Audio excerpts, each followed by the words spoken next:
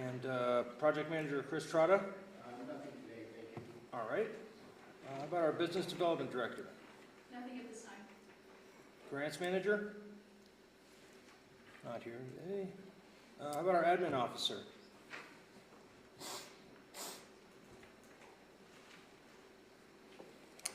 Good morning, Lisa Missel for the record. Just a couple things, just to share with everybody that the Chamber of Commerce Main Street program is holding Cinema on the Comstock Movie Night at Miners Park on this Thursday, the 23rd, from 5:30 to 9:30. Just thought we would share that out for anybody who might be listening. Secondly, I'm working on some different things with accessibility for documents on our website, making sure that different e-readers or other programs to help visually impaired or hard of hearing can read our documents. So we're cleaning those out, making them more, just more accessible for everybody. So if somebody were to find something, they can contact me and I can update that. And then finally, we had done a speed bump survey for our community online. We had it open from September 15th through October 16th. We had a total of 230 responses. Basically, the top concerns were damage to vehicles, emergency vehicle delays, and noise and aesthetic impact. Some people felt that they were very effective, and others said that they feel that speed bumps cause more problems than they solve. They feel that stop signs, increased patrols, radar signs, and ticket enforcement were more commonly suggested than using the speed bumps. Mill Street and 6 Mile Canyon were repeatedly mentioned as problematic. Tourist and commuter traffic are major sources of speeding, and many residents prefer enforcement over infrastructure. So I just wanted to share this information today from our communities to let people know that we are looking at these different items and looking at alternatives for it. That's all I have for today.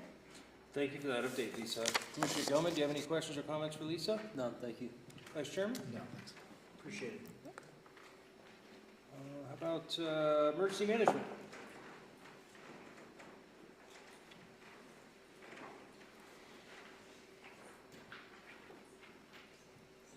And Mr. Chair, I'll just let Yes. you know that YouTube seems to be okay, but it was a couple times it jumps in and out. So we're looking at that right now. It should be okay at the moment, just so Okay. you're aware. Thank you. Good morning, Adam Wilson, Director of Emergency Management for the record. First off, the atmospheric river storm that's being reported by the Weather Service this weekend, it is starting to trend downward. We're getting briefings today and on Thursday. Thursday will be the most impactful. The Weather Service is having a really hard time tracking this storm due to a lot of variables in it. There's kind of three options they're looking at. If it takes a northern track, we'll just see winds primarily. If it takes a central track, which is the most likely right now, we'll see mostly rain and high-level snow at a lot lower quantity. If it takes a southern track, that's where we'll get really hammered. So right now it is trending on the more central track where we should have minimal impact in our region, but Thursday after the 2:30 briefing, we'll have more information and I'll send that out as I get it. So if you are traveling this weekend, especially over the Sierra, biggest thing is just pay attention to those weather reports and they could change at very short notice. Next up, we will be supporting Carson City on the Nevada Day Parade. We'll have our entire staff in the Emergency Operations Center in Carson all day. We'll be bringing down our mass casualty trailer, and we just got a request from Carson this morning to bring down our new barriers that we use in our events up here. They're requesting those as well, so we'll be coordinating with our public works teams on both sides to get those deployed. On November 13th at 5:30, we have a Lockwood Town Hall. This is going to be for the big evacuation exercise on December 13th to get that information out to the residents. So any help spreading that word would be very helpful. And of course, because we're a department of two, we'll also be in Lyon County at the Dayton Community Center, same day, same time, for their flood preparedness workshop. So Tristan will be manning a booth down there, coordinating that sharing of information since we do work so closely with Lyon County. On the national level, our National Emergency Management Association has been meeting with legislators and FEMA about what to kind of anticipate for emergency management going forward. Primarily what we're seeing is a huge reduction in grants and an increased amount of cost sharing, most likely a 50% cost share on grants moving forward, and a huge shift to local responsibility in emergency management. Since I've been here, we've kind of operated in that fashion anyways. That was always kind of my preference, is local problems are better handled locally. So our EM agency is going to see very little impact on those shifts, both from the grant funding side and from the burden of producing all of the emergency management work. We've already started doing that. And that was a huge reason why we hired Tristan Wadsworth as an analyst, was to help with that lift. So more to follow on that. It changes almost daily and what we hear, the directions they could go on that.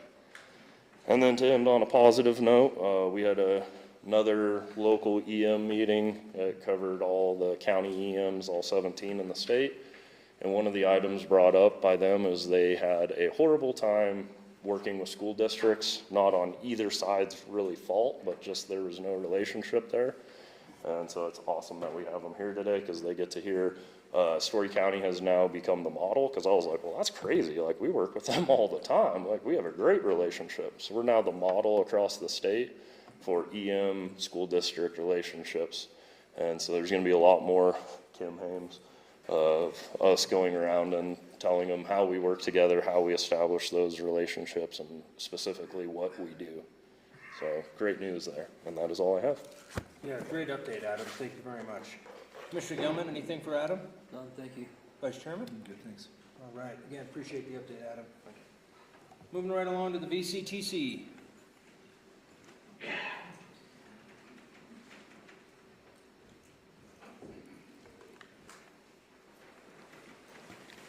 Good morning, Commissioners. Todd Tuttle, Director of Tourism, for the record. Just to report, we tried to bring back Red Run. This time it was Red Run number 7. We had a strong turnout for it. We were expecting a few more people than actually arrived, with about 600 in participation. We've had as many as 1,000 in participation of this event. As far as the event itself, went very smoothly, had some really good feedback, some great media coverage to go with it, so we're very happy with how that turned out. Special thanks once again to all the departments that work with us to be able to put these events on, that from emergency management, the Sheriff's Department, the Fire Department, Public Works. It's really great to be able to work as a team to make these things happen. Next thing is coming up, of course, is the Spirits Made Me Do It crawl, which will be this weekend. We're looking for a sold-out crowd for that one also. Somewhere around 300-400 in participation for that event coming up. Following that, we have the Halloween parade on the 31st, so it'll begin for the costume contest down at the Jerky Company to be able to have your costume judged. After that, we'll have the costume parade coming down C Street. C Street will then be closed for access for trick-or-treating through all the merchants there on C Street. So we're looking for a great Halloween, October, and all the many events that go with it. I'm open for any questions. All right, thank you, Todd. Commissioner Gilman, do you have any questions or comments for Todd? No, thank you. Vice Chairman? All right, appreciate the update. How about the Comptroller's Office?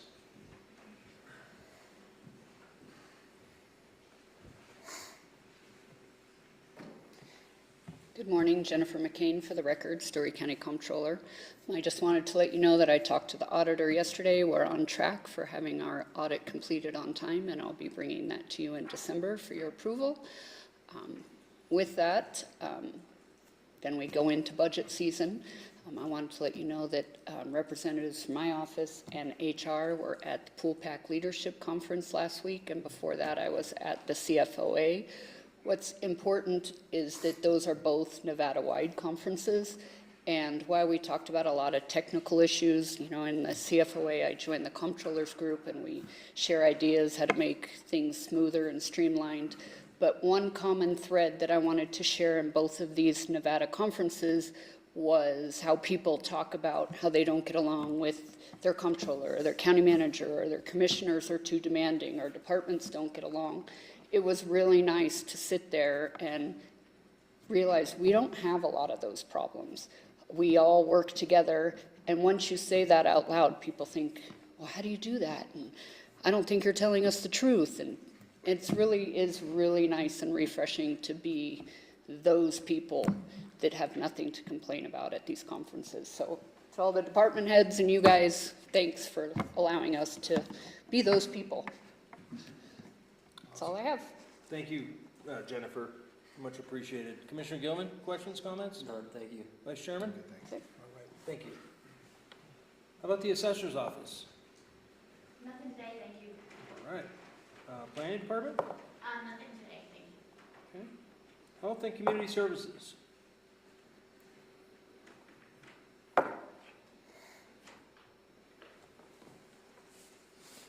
Good morning, Stacy York for the record. We finished our flu shot clinic vaccines last week. We only did about 50 flu shots this year. We have seen a decrease in numbers, I think because they're more readily available at grocery store pharmacies and through your doctors. And then also want to remind everybody, next Wednesday, 3 to 6 p.m. is the Lockwood Senior Community Center grand opening. So look forward to seeing everybody. That's it. Definitely. Thank you, Stacy. Commissioner Gilman, questions or comments? None, thank you. Vice Chairman? Thanks. All right, appreciate the update, Stacy. See you next week. How about the Recorder's Office? Nothing today, thank you. IT Department? Nothing today, Commissioner, thank you. Thanks, James. Human Resources? Nothing today, Commissioner, thank you. Community Development? How about our Public Relations Officer? Nothing today, thank you so much. All right. Lee, anything? Nothing today, thank you. All right. Man, we're those people. Right. How about the DA's office? Good morning, no updates. All right, thank you, Brian. County Manager? Good morning, Commissioners. Austin Osborne for the record. I just want the folks on YouTube that are listening, if they're not able to stay for the full meeting, I am going to discuss the status of USA Parkway and the traffic signals when I get to the agenda item at the end of the meeting. So I just want to let folks know that there's some significant things to discuss. And then also I just want to thank the school district sends its kids up here to the courthouse to do trick-or-treating, which is always fun. This year our offices are going to give parents a few treats. Some of it is local swag and may include dump voucher. So that is the most popular thing people love. So anyway, take it for what it is. That's all I have. Thank you, Austin.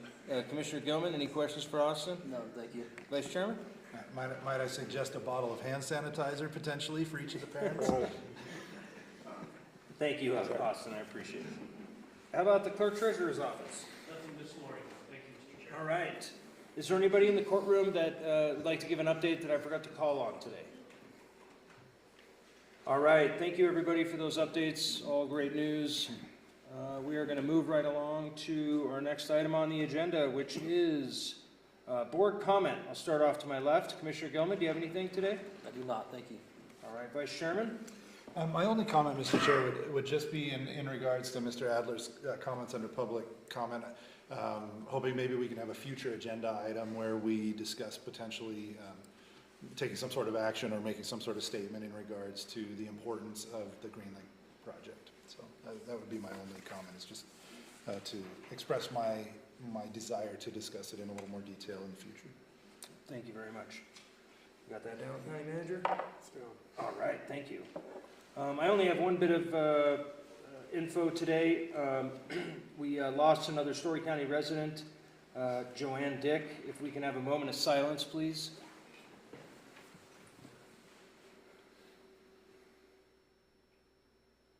All right, thank you.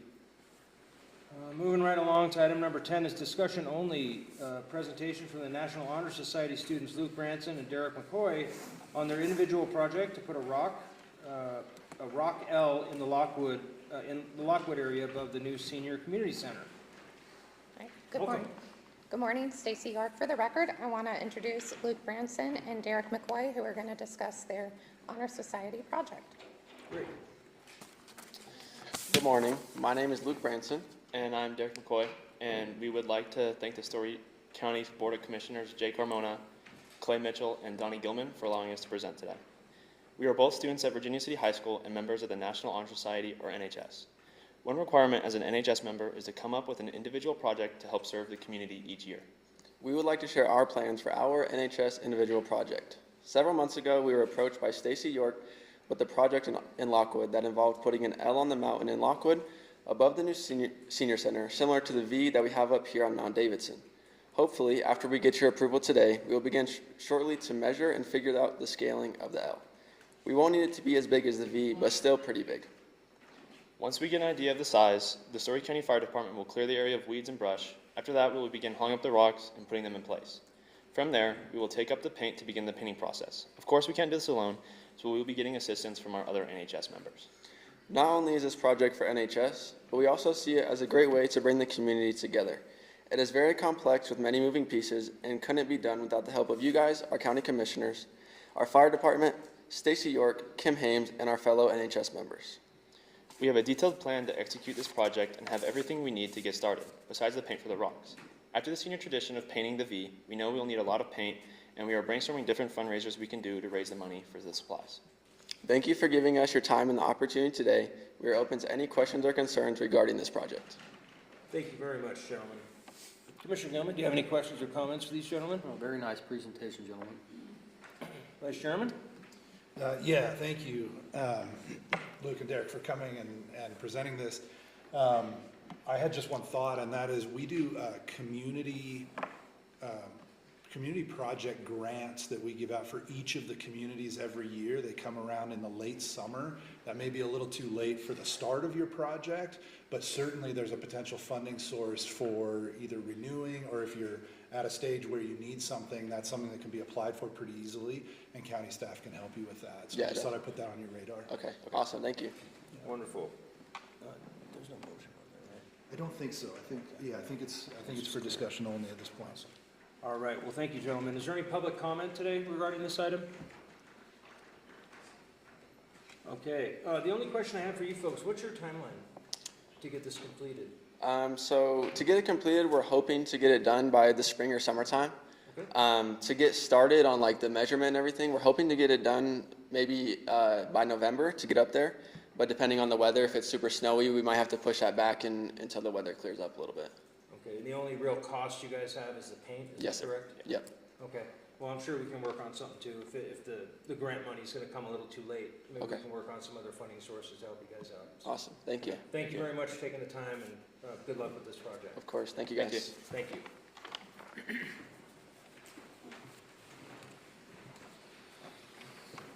ready? Choose. Okay. We're on to item number 11. Out of an abundance of caution, and I do have a pecuniary interest in this item, I'm going to go ahead and recuse from this agenda item.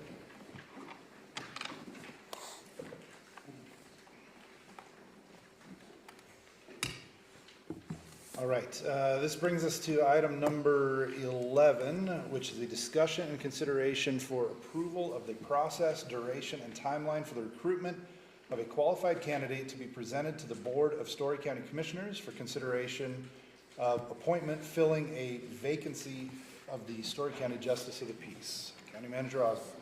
All right, thank you, Commissioners. Austin Osborne for the record, County Manager. I'm going to be presenting this item today. Also with me, of course, is our Deputy District Attorney Brian Brown and District Attorney Ann Langer with us, who at any point throughout this may want to also contribute and help guide us through this process. Just as a note of background, on September 2, this board had heard a similar item and given direction to staff at that time. At this point, directing staff to look for or develop a recruitment strategy for the seeking of a temporary appointment justice of the peace, building a committee that would interview these candidates, and that committee would have who we would like on it, but not a member of the county commission, and that we would then vet those applicants that come in, check their qualifications, and coordinate closely with the clerk and treasurer with regard to the qualifications, mainly being a qualified elector in Storey County. And then to bring to this board a candidate, one, for consideration. So I want to acknowledge that During this process, when Eileen Harrington, our current Justice of the Peace, retires, she has been working very closely with our team and preparing to become a senior judge, at which point she would fulfill all of the duties of that office until this board then seeks a interim judge to fulfill the rest of the term until the next permanent judge lands. In that case, there are a couple administrative things that our team would need to do as far as vouchers and payroll and things like that, but other than that, the office would be managed entirely as it is today with Judge Harrington. So here we are for 10/21/25 for this meeting. At this point, I want to present you a couple concept ideas. One is that we have a recruitment strategy draft. A committee would be developed that would include myself, the county manager, our human resources director, our district attorney, our comptroller, our public defender, and then potentially 2 judges or something equivalent. I know that our team, including District Attorney Ann Langer, is working to secure those 2 positions. Conceptually then, we would then follow generally our policies for how we recruit. We would post a position in the newspaper, and it would also go on the county website, and it would also go internally on our posting boards and some other methods. And they would describe what the position is, what the purpose is, and the scope of the work, meaning especially the timeline being a temporary position. At that point, we would then review the applications that come in. We would consult with the clerk treasurer's office to make sure that those qualifications are met per NRS, and then we would look at those candidates holistically to determine which ones would be the best fit for this situation. We would conduct interviews of the candidates, and then we would make a recommendation to this board and bring that candidate to the meeting, 1 member, and then potentially also, if this board would like, to show the others that applied for the job that were qualified as well. At this point, we just need direction further for this board to deliberate and then to give us these particular things that were discussed at the last meeting. Is 1, a start period that you would like us to begin the recruitment. A duration, how long would you like the recruitment to last? By policy, it has to last at least 15 days, but you could make it longer. You could make it a month. You could make it 2 months. You could leave it open-ended and not have a closing date, and then at a later time, come back and bring a motion to us to close it at any given time that you want, up until really next year around this time. And then, like I said, and when would you like that recruitment to end? And at what point would you want a candidate to be in front of you to be considered? So I just want to reiterate again, Judge Harrington is very closely involved in these conversations as far as her role moving forward past November 1, being a senior judge, being able to handle the duties of that office until we are able to land a candidate to take over that role for the rest of that period of time, as I described.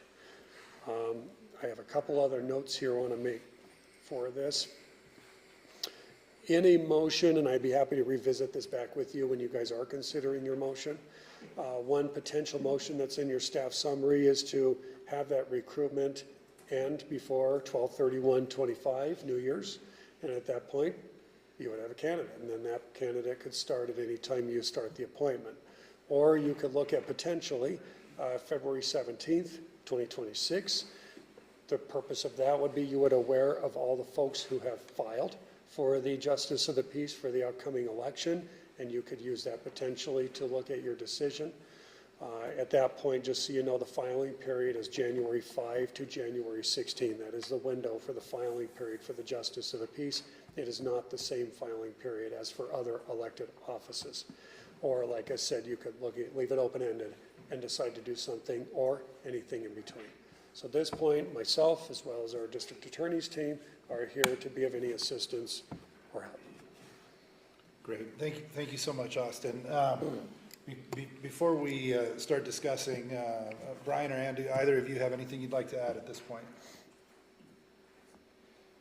Not at this point. I think Austin did a really good job of explaining the different options you have. Brian, you might have something. No, I concur with Mr. Osborne, several presented options to the board, and as you go through your deliberations, if any legal questions come up, I'd be happy to address them. Very good. Thank you so much. Commissioner Gilman, do you have questions or comments at this point? Yeah, so I assume we are not in an emergency situation here. With Judge Carrington moving to the judge position, she can still oversee what happens in the justice of the peace. And Austin, yourself, and others can handle the things she might not be able to do as a judge, but was doing as justice of the peace, correct? In response, Austin Osborne, for the record, that's correct. And we've talked about even things down to the details as far as payroll vouchers, things like that.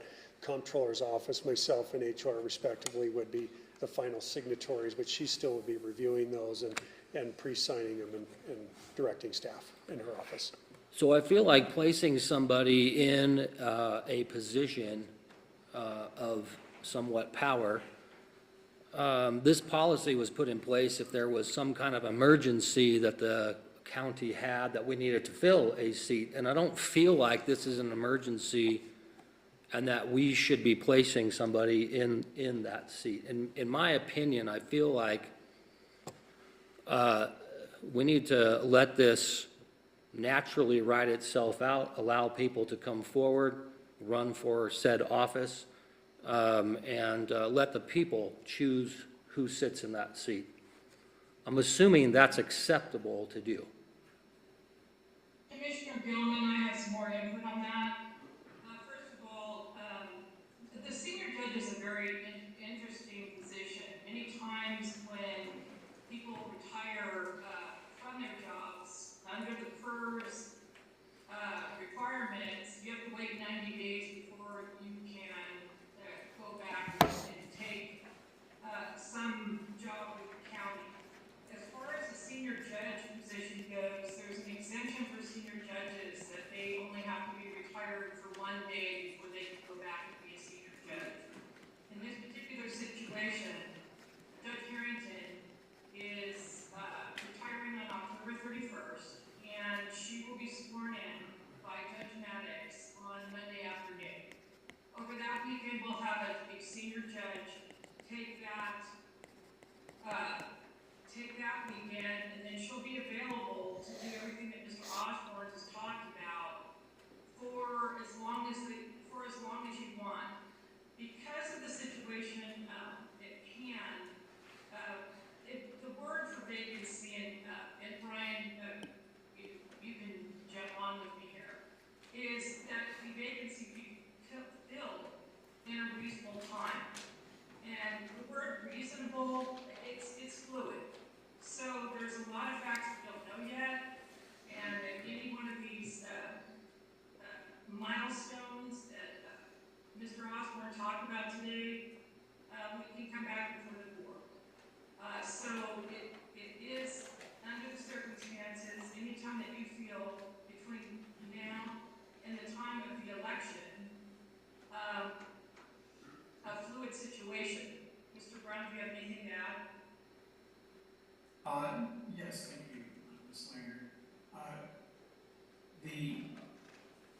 The obligation, the duties of the commission in this situation of the justice of the peace is the statutory provisions do read that the commission shall appoint the replacement. The statutory time period, the process, when that exercise may or may not have to occur, is left blank. And according to interpretations of different statutes, as Ms. Langer has put out, that is some reasonable time. Based upon the record that this commission has established over the last several meetings where this item has been a topic, and the questions that are being asked, and the factors that the commission is being considered, it appears from a legal perspective that the board is appropriately considering all those factors in a fluid appointment and what would be best for the county. So it would be our position and the legal interpretation would be that we would be appropriately weighing those factors and making a decision to appoint or allow the election process to go forward as an appropriate exercise of your discretion. That's what the board as a whole chooses to do. So secondarily to that, I have another concern. And because one of the commissioners of this board would like to run for that seat, and I have no idea if he will get elected or not, but should he get elected, that opens us up to allow or have to have the state step in and the governor to place somebody on this board. And I don't feel like that our residents signed up for something like that. I know we can do that, and I know it's set up to do that, but I'd rather have somebody on this board that was elected by our residents than somebody that was placed on this board and may or may not have the best interest of our county, may have the best interest of the state in some scenario. And so there is a concern there for me. Those would be my two things I'd like to say on this. I don't want to beat a dead horse, but that's where I stand today. Very good, thank you. And thank you, Commissioner Gilman, for expressing those concerns. And maybe if I can share a little bit of my perspective as well. I know it's a little awkward for us to have these conversations in public, but that's what we're required to do. And maybe to frame the conversation just a little bit, for us to take an action, any action to move forward, it's going to have to be unanimous between us, right? Because we need 2 votes to pass anything. And so keeping that in mind, if we're not unanimous on something, it's not going to happen.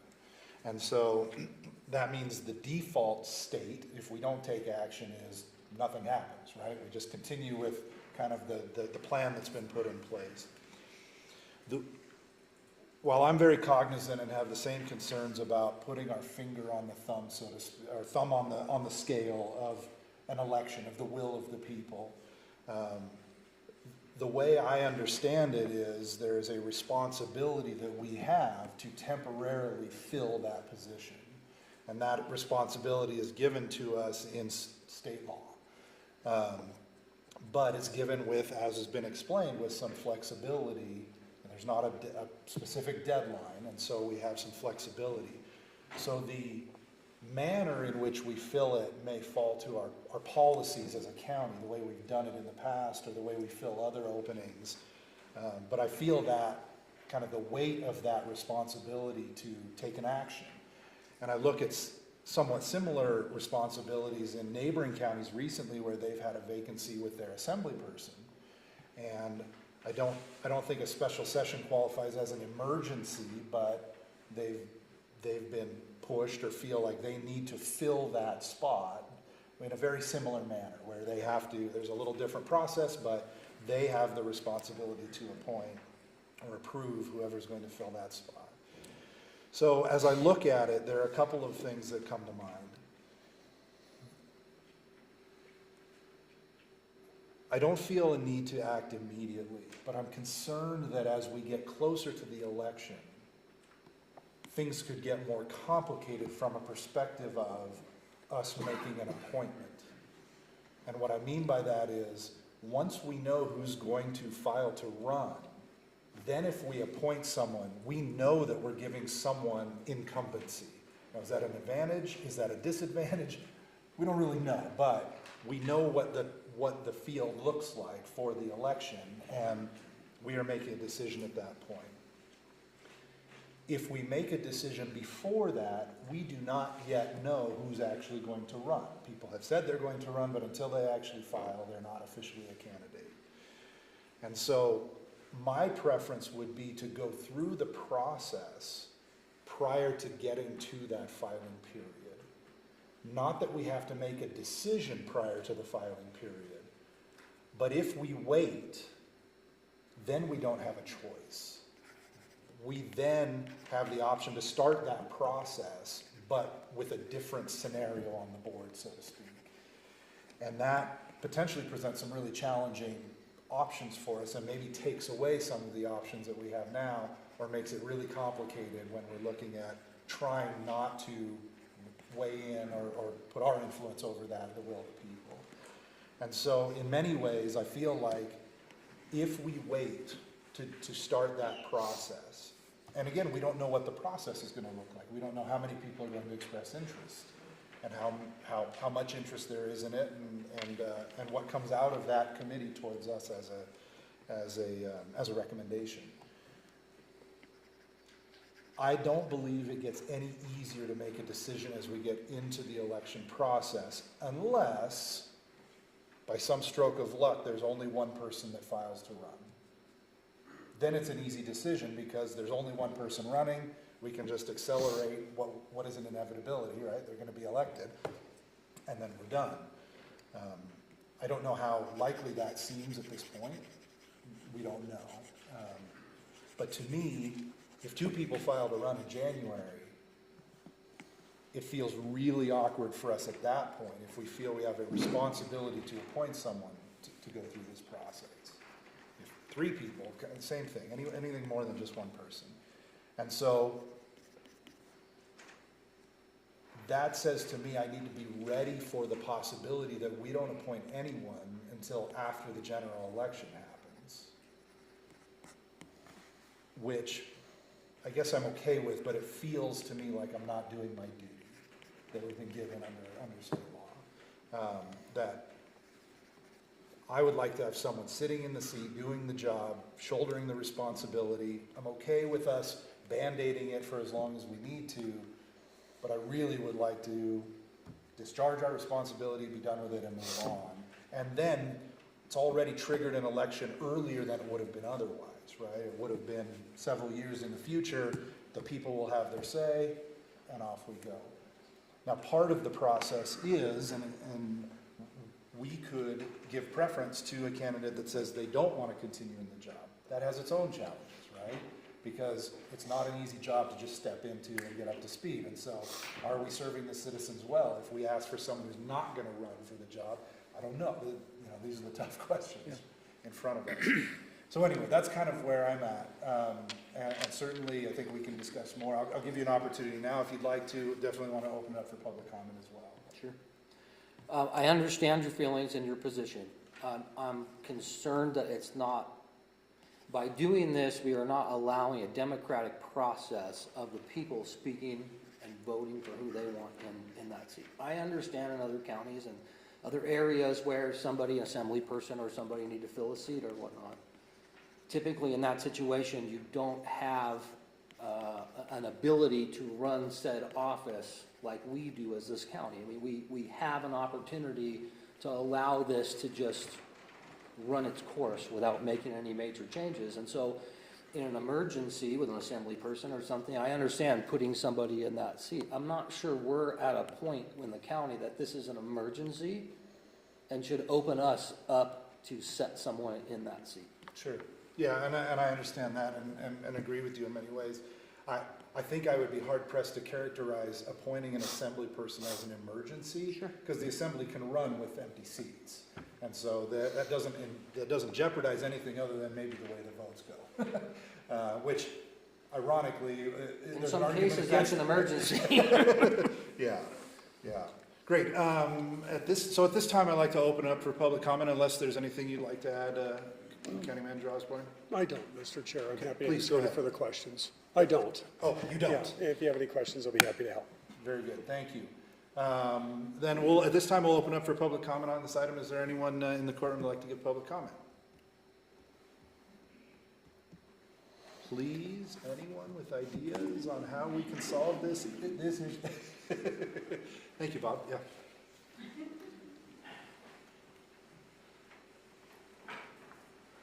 For the record, Bob Hastings. To speak to Commissioner Gilman's concerns, I have a little bit of experience behind the dais, but prior to my being part of the commission in Lyon County, we had a very similar situation. I understand your concerns. This was back when Ray Fierro was actually chosen by the governor. Put forward by, there were several candidates put forward by the county commission, I believe 3 at the time. At the time, actually, it fell on the governor to make the final decision. The final decision was Ray Fierro, who actually, as my understanding is, was not one of the top 3 candidates. It fell to the governor, and Ray came in. In my opinion, Mr. Fierro did an excellent job. He was chairman for several years. I tend to agree with Commissioner Mitchell that to not have somebody in that spot will probably create more issues than the potential on the other side. But it is something that has been done in many counties. It's happened before. I think the way the process is set up, it's pretty strong and pretty safe to move forward. You're never going to make every citizen happy. There's going to be those that are going to be very upset by whoever you pick, but that's going to be in any decision you make. So I just wanted to share that from my past history. So thank you very much. Thank you. Thank you, Bob. Any other public comment?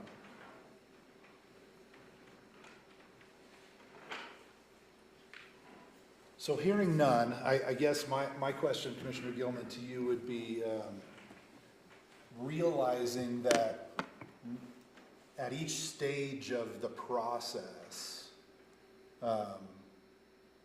we have to be in lockstep to actually take action. Are you comfortable moving forward with kind of an open vetting process, see who's interested, that kind of thing, knowing that it comes back to us, and if we're both not okay with appointing someone, it can just sit as long as?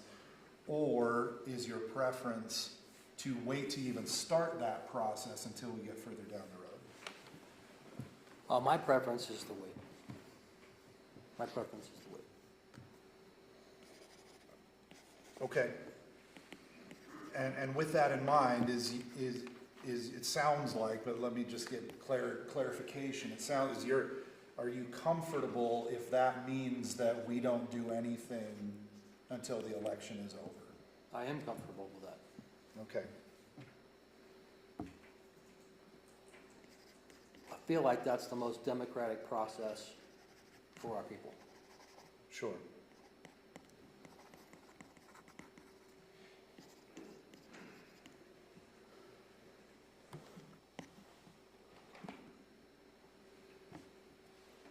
Okay.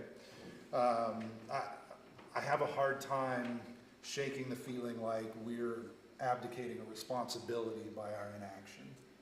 And that's what's weighing on me. I understand. By inaction. But taking action is just a math problem, and in this case, if we're not aligned in that, then no action's gonna happen. So I can certainly call for a motion if there is one, but if there's not, then I think we're concluded on this item unless there's other comments. I think I'm probably going to defer, Austin Osborne for the record, I'm going to defer to DA Langer and Deputy DA Bryan as far as navigating whether a motion needs to be made or what type of motion or whether just a lack of a motion, those processes based on what was just said.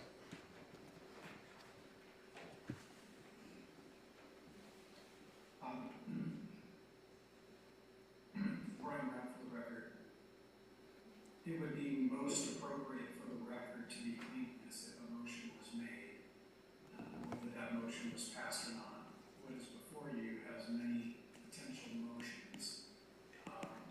Without providing an example, without needing to in any way give an opinion, this is just an example of picking one fact based on what's been talked about, is perhaps what I'm hearing from Commissioner Gilman is that he would like to start the process at the conclusion of the general election. So perhaps that could be a motion, whether it would pass or not, as articulated by Commissioner Mitchell. And the alternative, perhaps there could be a motion that would be made that we, or if you direct staff to start the application process immediately, but hold off bringing anyone to the board until a future date.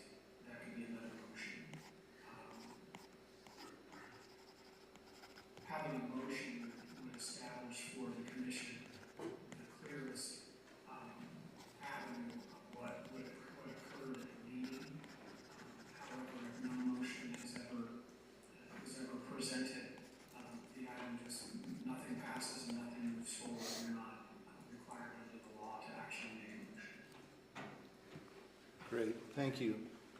Well, Commissioner Gilman, I'm happy to make a motion knowing full well that you may not second it, and that's perfectly fine, if that's all right. Sure. Great. I think that would ease my conscience a little bit, feeling like I made an attempt at least. So, this is Commissioner Mitchell. I'll make a motion to start the process of filling the vacancy of the Justice of the Peace as of November 1st with a 15-day duration, seeking input or letters of interest, to close after 15 days, and then be the results of the committee as outlined during discussion on this item to be presented in a reasonable time frame to the county commission for possible action. Is that an all right motion? I'm going to ask you both, go ahead, Brian, sorry, go ahead. Deputy DA. I just, go ahead, Austin, from a legal perspective, I'm not hearing the motion.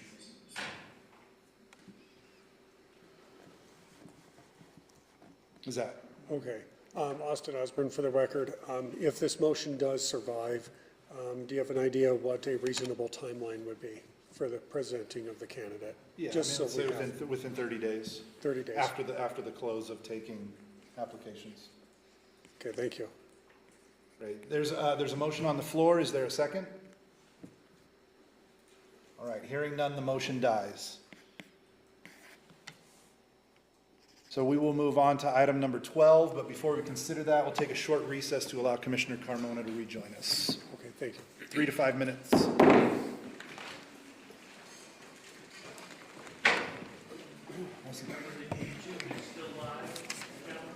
Yep.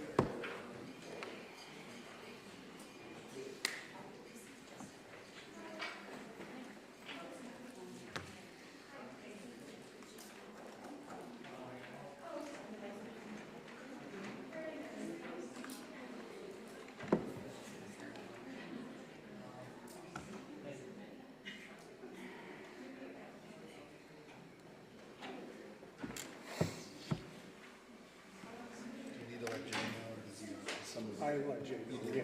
I just told him we're on a break.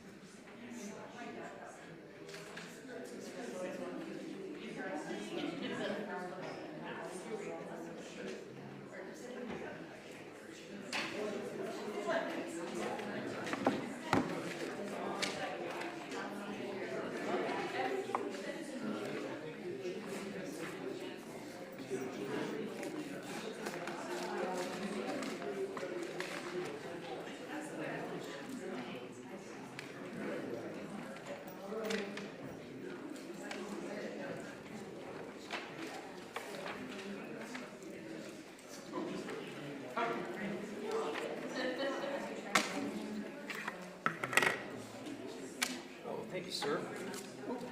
Thank you.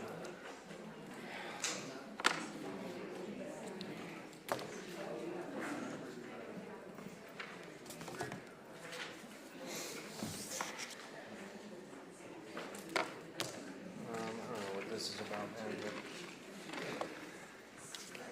it's about $7 to send it here.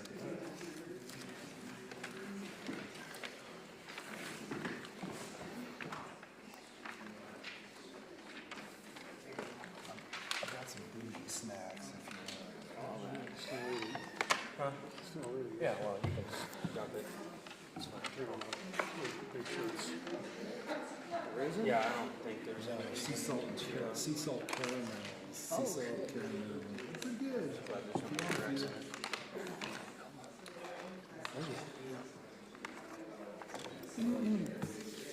Butterscotch, sea salt, and caramel. Ooh, I'm good though, thank you, man. What's in the middle? Caramel, sea salt.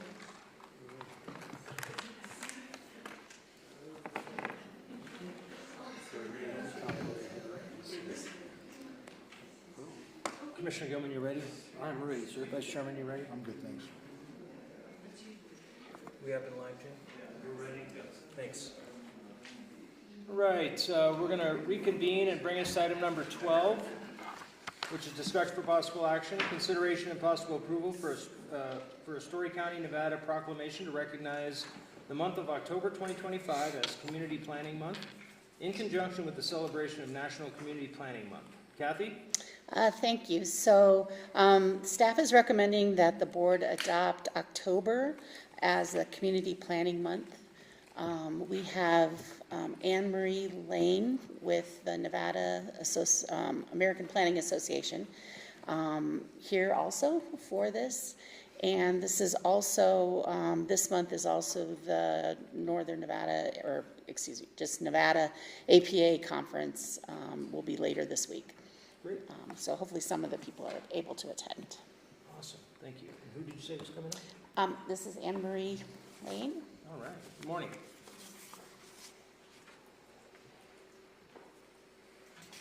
Good morning, council members. My name is Anne Marie Lane, and I serve as the Vice President of the Nevada chapter of the American Planning Association.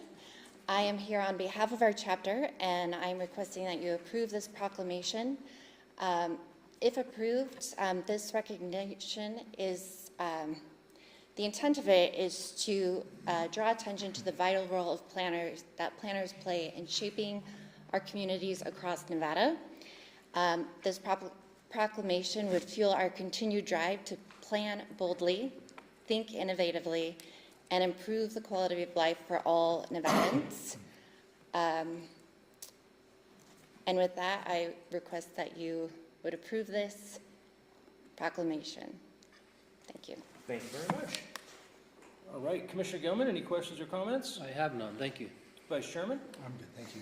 How about public comment? All right, not seeing any. Kathy, would you like to read that proclamation? Sure. Whereas change is constant and affects all cities, towns, suburbs, counties, boroughs, townships, rural areas, and other places, and whereas planners can help navigate this change with data-driven insights and expertise that provide better choices for how people work and live, And whereas community planning provides an opportunity for all residents to be meaningfully involved in making choices that determine the future of their community,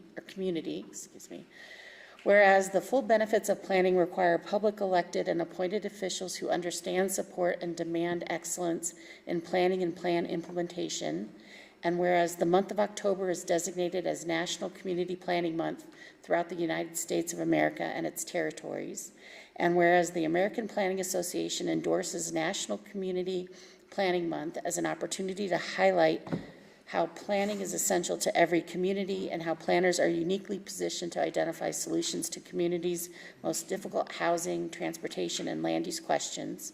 And whereas the celebration of National Community Planning Month gives us the opportunity to publicly recognize the participation and dedication of appointed Planning Commission members who have contributed their time and expertise to the improvement of Storey County, Nevada. And whereas we recognize the many valuable contributions made by the professional community and regional planners of Nevada and Storey County, and extend our heartfelt thanks for the continued commitment to public service by these professionals.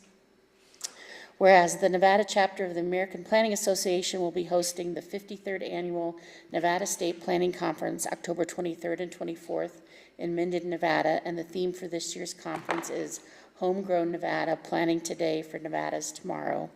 Now, therefore, be it resolved that the month of October 2025 is hereby designated as Community Planning Month in Storey County, State of Nevada, in conjunction with the celebration of National Community Planning Month. Thank you. Thank you, Kathy. Vice Chairman, you prepared to make a motion? I am. I, Commissioner Mitchell, move to approve the month of October 2025 be designated as Community Planning Month in Storey County, State of Nevada, in conjunction with the celebration of National Community Planning Month. Second. There's a motion and a second. All those in favor signify by saying aye. Aye. Aye. Aye. Motion passes unanimously. Thank you to the both of you. Appreciate it. Oh, absolutely. Take a photo. Thank you. Thank you.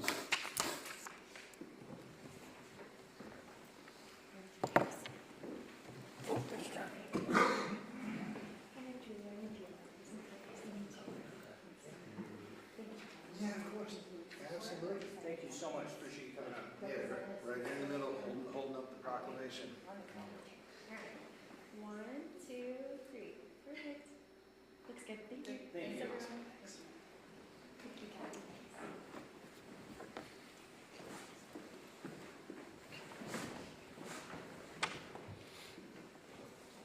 Moving right along to item number 13, discussion for possible action, consideration and possible approval of grant of easement file number 2025-059 to NV Energy for communication and electric facilities within Storey County, APN 004-171-24, located at 8665 USA Parkway, McCarran, Storey County, Nevada. Kathy? Thank you again. Kathy Canfield for the record. This is a request for an easement from NV Energy. This is at the property that Storey County owns. It's located near the county line where we have an existing public service communication tower. This is being done to facilitate a commercial tower kind of adjacent to where that existing one is. So staff is recommending approval of the easement. Thank you, Kathy. Commissioner Gilman, questions or comments? None, thank you. Vice Chairman? I just have one comment, and I was going to say thank goodness that someone placed a nail in a mound of stones marking the southeast corner of section 28 so we could actually find the corner of this lot. There you go. All right. Is there any public comment? Not seeing any. Vice Chairman, you prepared to make a motion? I am. In accordance with the recommendation by staff, I, Commissioner Mitchell, move to approve a grant of easement 2025-059 to NV Energy for communication and electric facilities within 004-171-24, located at 8665 USA Parkway, McCarran, Storey County, Nevada. Second. There's a motion and a second. All those in favor signify by saying aye. Aye. Aye. Aye. Motion passes unanimously. Thank you, Kathy. Thank you. Moving right along to item number 14, this is discussion for possible action, consideration and possible approval of resolution number 25-802, a resolution establishing the grade and salary ranges for appointed Storey County officials for the 25 through 26 fiscal year as fixed by ordinance or resolution pursuant to NRS 245.045. The resolution supersedes all prior resolutions related to appointed employee compensation and includes proposed pay adjustments for the Government Affairs Director. Brandy? Good morning, Commissioners. Brandy Lopez for the record. This resolution updates Storey County's grade and salary schedule for appointed officials and employees to align with current operational needs and ensure accurate position classifications. The proposed adjustments include setting the salary of the Government Affairs Director to comply with the Fair Labor Standards Act requirements for exempt employees and to maintain internal alignment within the county. Thank you, Brandy. Mr. Sherman. Yeah. You probably.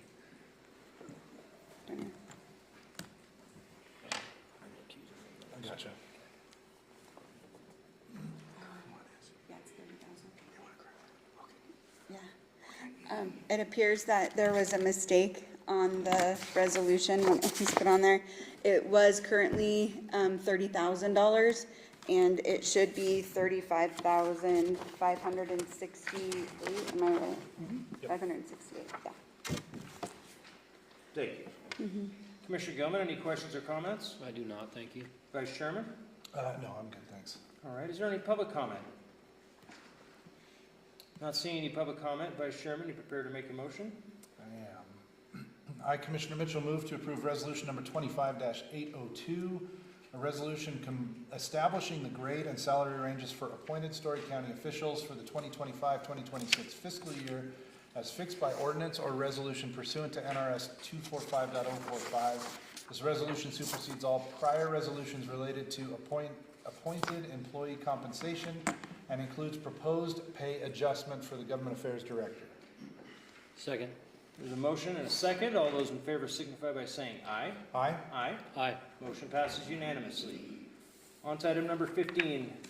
Board, as out of an abundance of caution and I hold a potential pecuniary interest, I'm going to recuse from this item.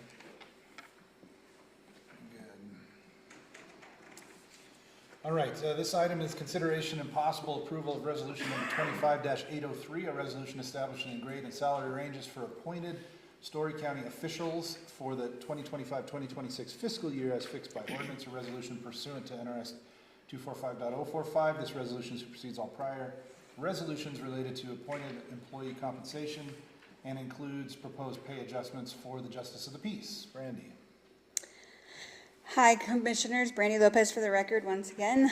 This resolution updates Storey County's grade and salary schedule for the appointed officials and employees to align with current operational needs and ensure accurate position classifications.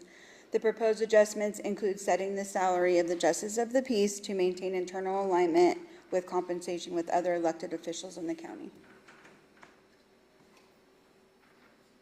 Great, thank you. Commissioner Goodman, do you have any questions? I do not, thank you. Great.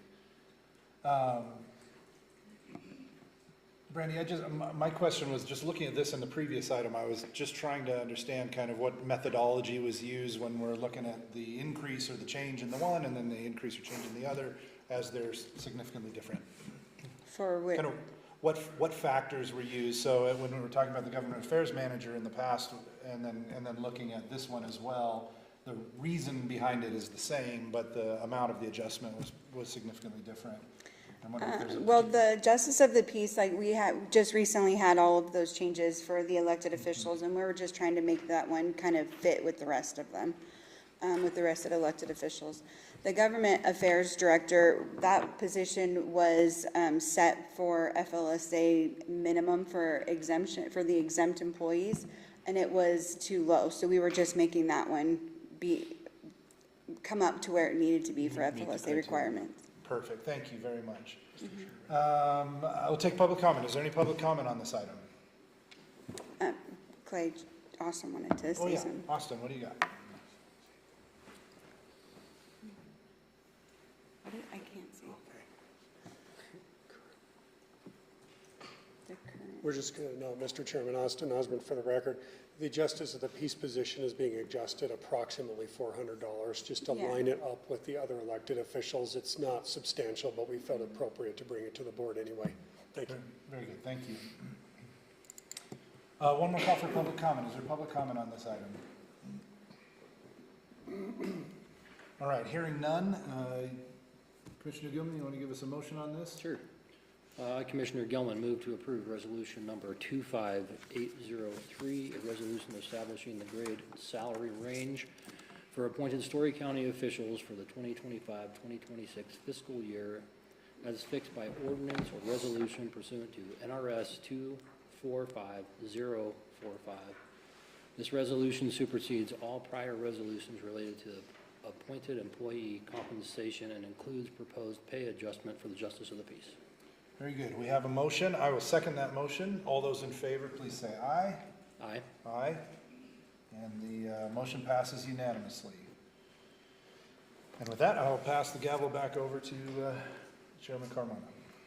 All right, thank you, everybody. On to item number 16. This is discussion for possible action. Consideration and possible approval to award Virginia City residents $2,750 in community project funding for fiscal year 25 through 26 to purchase supplies that will assist with debris removal efforts throughout Virginia City. The remaining $7,250 in available funding will be used to purchase and install bicycle racks on county-owned property within Virginia City and Gold Hill. Laura? Thank you. Laura Mather for the record. The Community Project Funding Committee received 2 applications for the Virginia City and Gold Hill areas. Both of the requests fit under that $10,000 limit, so the committee recommends that we award both grant requests. All right, thank you, Laura. Commissioner Gilman, do you have any questions or comments? No, thank you. Vice Chairman? I don't have any questions, but maybe just as a point of order, I'm not trying to make our packets unnecessarily large, but I would super appreciate if maybe we could include just the summary or the narrative of what the project is going to be in the packet for these going forward. Sure. I'm totally fine with these projects. The only other thought that came to mind was just making sure that the bike racks are historically appropriate, since they're going to be anchored permanent. And there were bike racks back in the 1940s, and that is included in the period of historical significance. Yeah, there's some interesting ones, but there's some that are not, I mean, they're not crazy. They're just kind of like wrought iron and square-ish, so. And this will go through SHPO too, so we will get. I hope not. Let's have it go through the Comstock Historic District Commission. Yes, my apologies.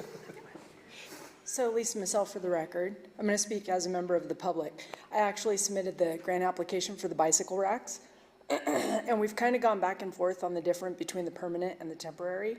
And so I'll work with Public Works on this, but the thought between the temporary ones is they'd be easier to remove for snow removal. So we'll get more information if they are anchored. They will definitely be through SHPO approved process and everything, but we want to make sure that the bicycles, the e-bikes, scooters, everything with the lithium batteries are not being parked close to the buildings or on the boardwalks because of the fire hazards. Gotcha. Perfect. Well, I would just echo my sentiment in favor of historical appropriateness as far as is possible. Thank you, Mr. Chairman. All right. Is there any public comment?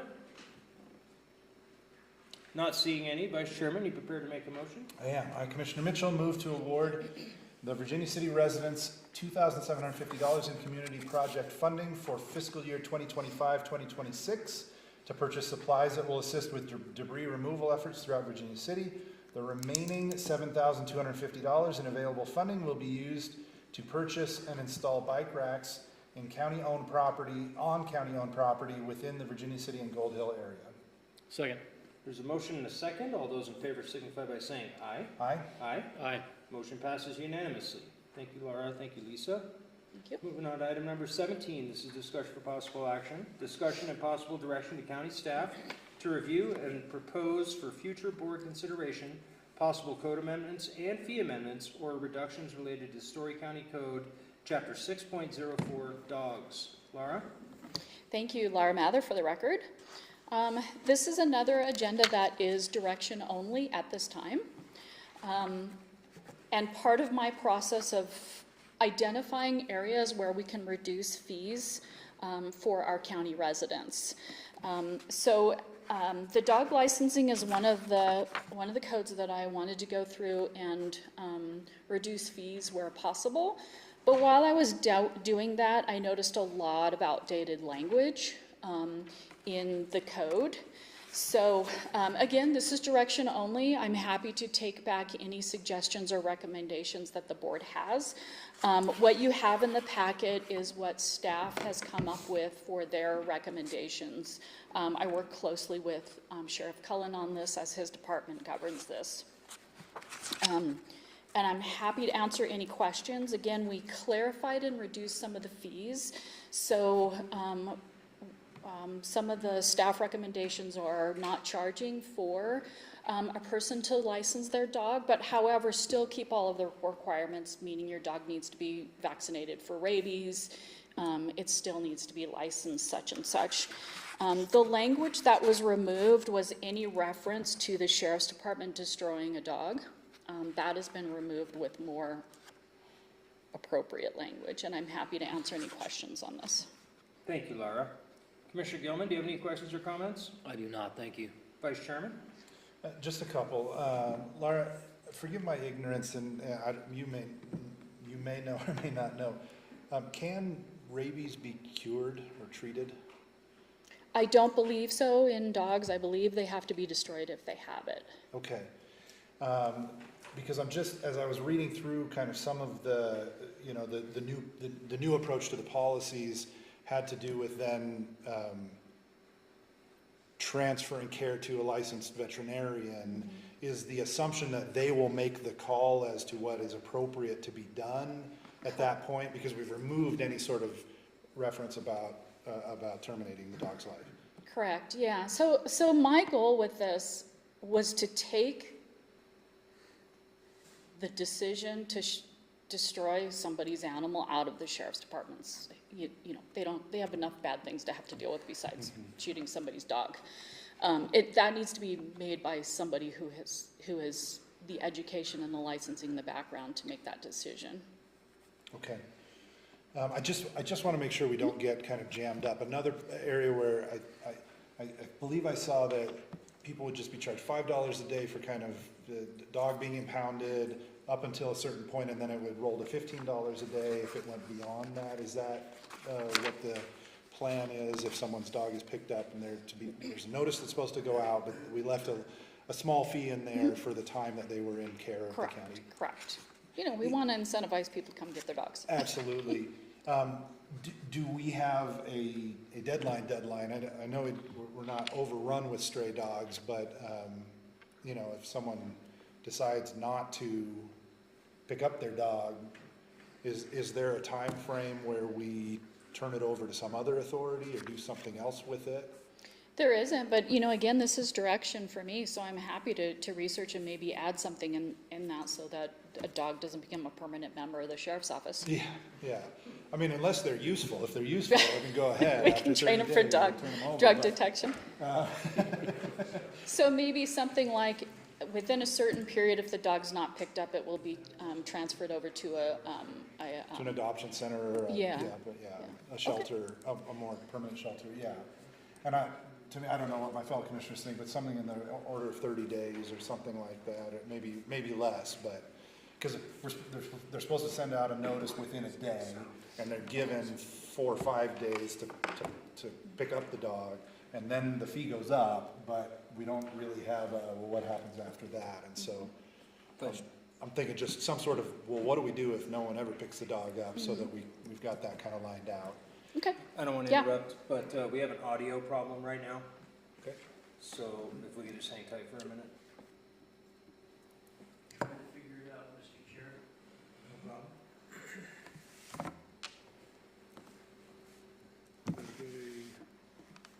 What's the issue? What's the issue? Audio. Okay, Something YouTube on is the fine. broadcast. I'm hearing YouTube is okay.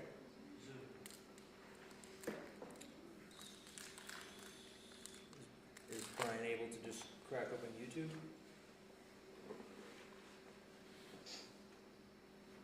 Is Brian hearing us now? I'll ask him in 2 seconds, see. Here we go. Roll quiet.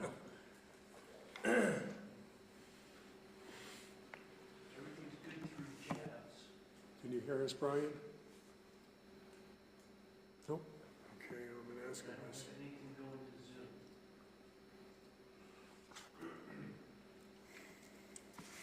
All I can suggest is that we restart Zoom. Do you want me to let him know you're doing that? Pardon me? Do you want me to let him know you're doing that? Yes, if you would. Okay. Checking the microphones.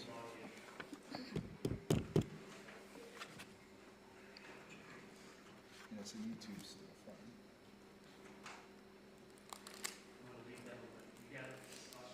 Yeah. I let him know we're restarting it.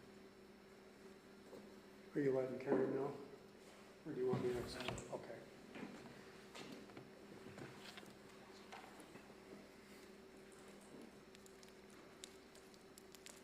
Sounds like a Mamba break.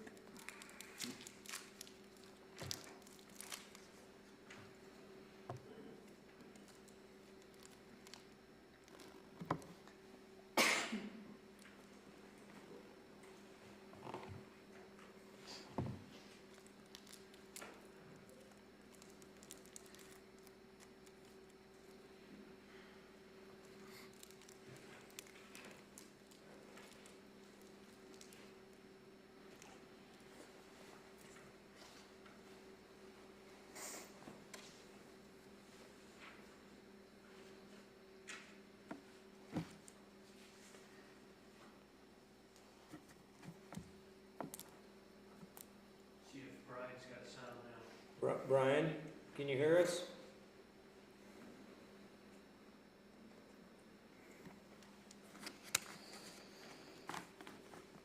I'm asking him.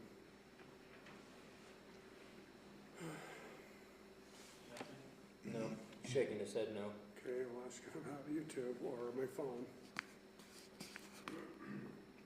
There's a bit of a delay on YouTube, maybe 10 seconds or so, so we just. That much? Yeah. Oh, sure. I mean, at least it was when, I'll just listen right now. First I'll ask him even if he's Checking on the YouTube. timing delay on YouTube. That's going through to YouTube, but not to Zoom.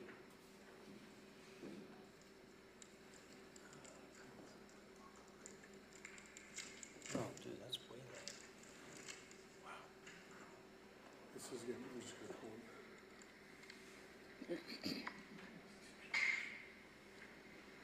How about now? Any audio now, Brian? No, I'm not getting anything here.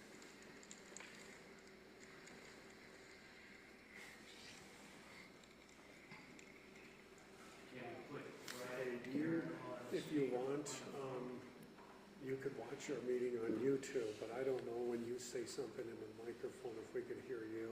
Or do you want me just to put my phone next to a speaker and you can participate that way?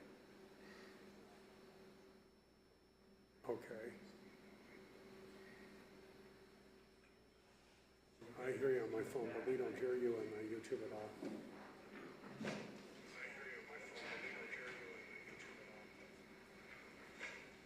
Are you sure you're comfortable with that? I can just leave my phone on the speaker if you want.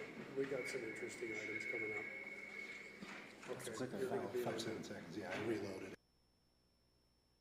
Okay, Brian is now on the phone. Okay. Fully engaged. All right, great, thank you. Vice Chairman, do you have any more questions? I did, thank you. So, Question. So that, yeah, that was number one. Number two, I believe there's one place where there's still a reference to the sheriff or poundmaster's ability to kill a dog, and I think that was if it was a rabid dog that was, or a dangerous dog that was out running, and I believe that's appropriate. I don't want them to not have the ability to deal with an imminent threat, but I just wanted to make sure that that was intentional and we knew it was in there and we keep it in there. Okay, I'll make note of that as well. I believe the word that's used is slain. It doesn't say you have to, but it's one of the things you could capture, whatever, if the dog is slain.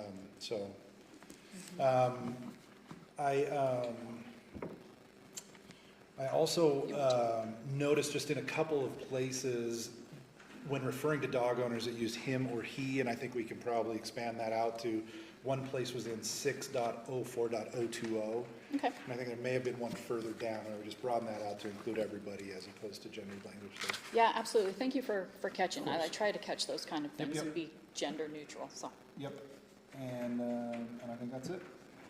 Okay. All right, thank you, Vice Chairman. Just make one short statement. Shouldn't be involved a little more today. I'll say it, there's some official decision. I don't have anything really substantive to say, Austin Osborne, for the record. I just want to commend Laura for the work she's done on this. As a business development director, she's going through all the ordinances to update fees, and that's really the scope of her duties. In this one particular ordinance, there's such outlier things that are happening that Laura's taken it upon herself to work with me, the sheriff's office, and our team just to do a couple little cleanups here, recognizing that we are going to ultimately do a comprehensive update to this and other ordinances. Thank you, Laura, for doing more than what's needed and taking on this interesting aspect of this project. Otherwise, it's all Laura. Thank you. Thank you, Austin. All right, I just have a question. First off, I want to say I applaud the reduction of fees where possible. What other logic is there for licensing a dog other than confirming a rabies vaccination? The other is each county or city has an ordinance on how many dogs somebody can have. Gotcha. So if they are registering all of the dogs that they have, that will help regulate, I think it's 3 in Storey County? 4? 3 or 4, a couple of dogs. So that somebody's not, so that it can be brought to our attention if somebody comes in to register 35 dogs. Gotcha. Mr. Chairman, there's another aspect I believe, and that is if a dog gets out and bites someone, I think there's some liability that falls back on the owner. And so being able to track to an owner is potentially a compelling need. Gotcha. That's a good point too, and lost dogs too. So, you know, if a dog Assuming gets they're out- registered. Assuming they're registered, Right. yes. Okay, that's the only question I have. Is there any public comment? Not seeing any. Vice Chairman, you prepared to make a motion? I am, and I think maybe just, yeah, so I, Commissioner Mitchell, move to direct staff to prepare a final draft of the proposed changes to Storey County Ordinance Chapter 6.04 dogs as presented and discussed on the record and return to the board for approval. I'll second. There's a motion and a second. All those in favor signify by saying aye. Aye? Aye. Aye. Motion passes unanimously. Thank you, Laura. Thank you. On to item number 18, discussion for possible action, consideration and possible approval for the payment of the county's annual membership to the Northern Nevada Development Authority, one of the county's 2 official economic development authorities, in the amount of $5,000. Laura? Thank you. Laura Mather for the record. So in addition to the information that's provided in the submitted staff report about NNDA, they've just been a great partner to us. Tatiana, who now last name I can't pronounce, there with NND is an incredible resource. Her extensive background in things like tax abatements and those kind of things that come up for us, her knowledge and background is really, really helpful to the county. They are also a tremendous resource for statistics. They help me with getting businesses in contact with resources that are maybe I'm not aware of or outside of my reach. And they're just a great partner to Storey County. And so this agenda is for us to renew our annual membership with them. Good. Thank you. Commissioner Gilman, do you have any questions or comments about this item? My only comment is that NNDA has been a great resource, and I agree with your statement, so thank you. Thank you. Vice Chairman, do you have any questions or comments? I don't have any questions, and I certainly, I think in the current times that we live in, I would definitely like us to stay in tune or in touch with if there are specific needs that they have beyond just our membership, that maybe we allow for those in future year budgets, just so that we can have that available, because sometimes they just need a little bit to get them over the line, and they may be struggling a little bit. I know a lot of other jurisdictions are really struggling to make their ends meet, and so So I would be open to considering that in the future if the rest of the commission is. All right. Yeah, I don't have any issues with that, Vice Chairman. Is there any public comment?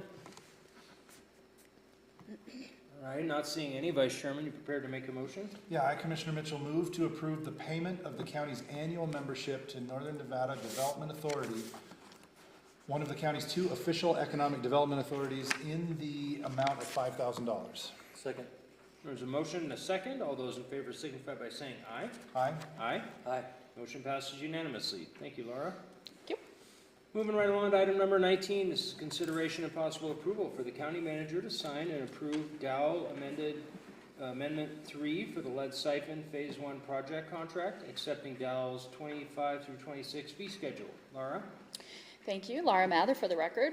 So one of the requirements of the grant that is partially funding the lead siphon project is anytime there is any sort of change in any of the fees, we have to have formal approval by the board, and then Sarah Sturtz, our grants manager, will submit proof of that formal acknowledgement by the board.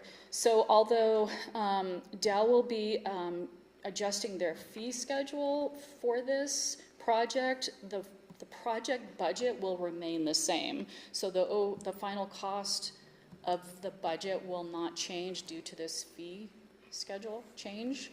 They will have to adjust that in the end. But again, anytime there's any adjustment, we have to notify the funder that the board formally accepts that. Thank you. Commissioner Gilman, questions or comments? None, thank you. Vice Chairman? No, I'm good, thanks. How about public comment? Not seeing any. Vice Chairman, you prepared to make a motion? Yeah, I, Commissioner Mitchell, move to approve the county manager to sign and approve the Dow Amendment 3 for the lead siphon Phase 1 project contract, accepting Dow's 2025-2026 fee schedule. Second. There's a motion and a second. All those in favor signify by saying aye. Aye. Aye. Aye. Motion passes unanimously.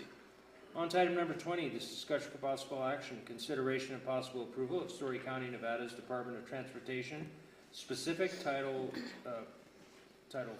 5 policy, 6? Title 6. 6. Brush up on my Roman numerals, excuse me. As required to ensure compliance with federal non-discrimination laws under Title 6 of the Civil Rights Act of 1964, to maintain eligibility for NDOT-administered federal transportation funding, and to authorize the county manager to sign the policy on behalf of Storey County. Laura? Thank you. Laura Mather for the record. So in the past, Storey County has received federal highway funding, both for road projects, the senior center, I believe, for their transportation program, emergency management for transportation, for training of responding to transportation of hazardous materials. Because we have received this federal funding in the past, we are required to implement a Nevada Department of Transportation specific Title VI policy. This policy is specific to road projects. So again, because we have received federal highway funding in the past, any road project in Storey County, regardless of where the funding comes from, now is subject to the Title VI requirement. And I'm happy to answer any questions on this. Thank you, Laura. Commissioner Gilman, do you have any questions or comments? I do not, thank you. Vice Chairman? I have a couple of both. My first question, Laura, is just to confirm, we have previously adopted a Title VI policy, but they're asking us for a new or an updated policy to be adopted. Correct. So I started with the county almost 6 years ago. First 2 or 3 years, we just renewed the same policy. About 3 years ago, NDOT updated their policy language. And so we've kind of gone back and forth with NDOT and their contractor who handles their Title VI compliance. This final version was reviewed by the DA's office.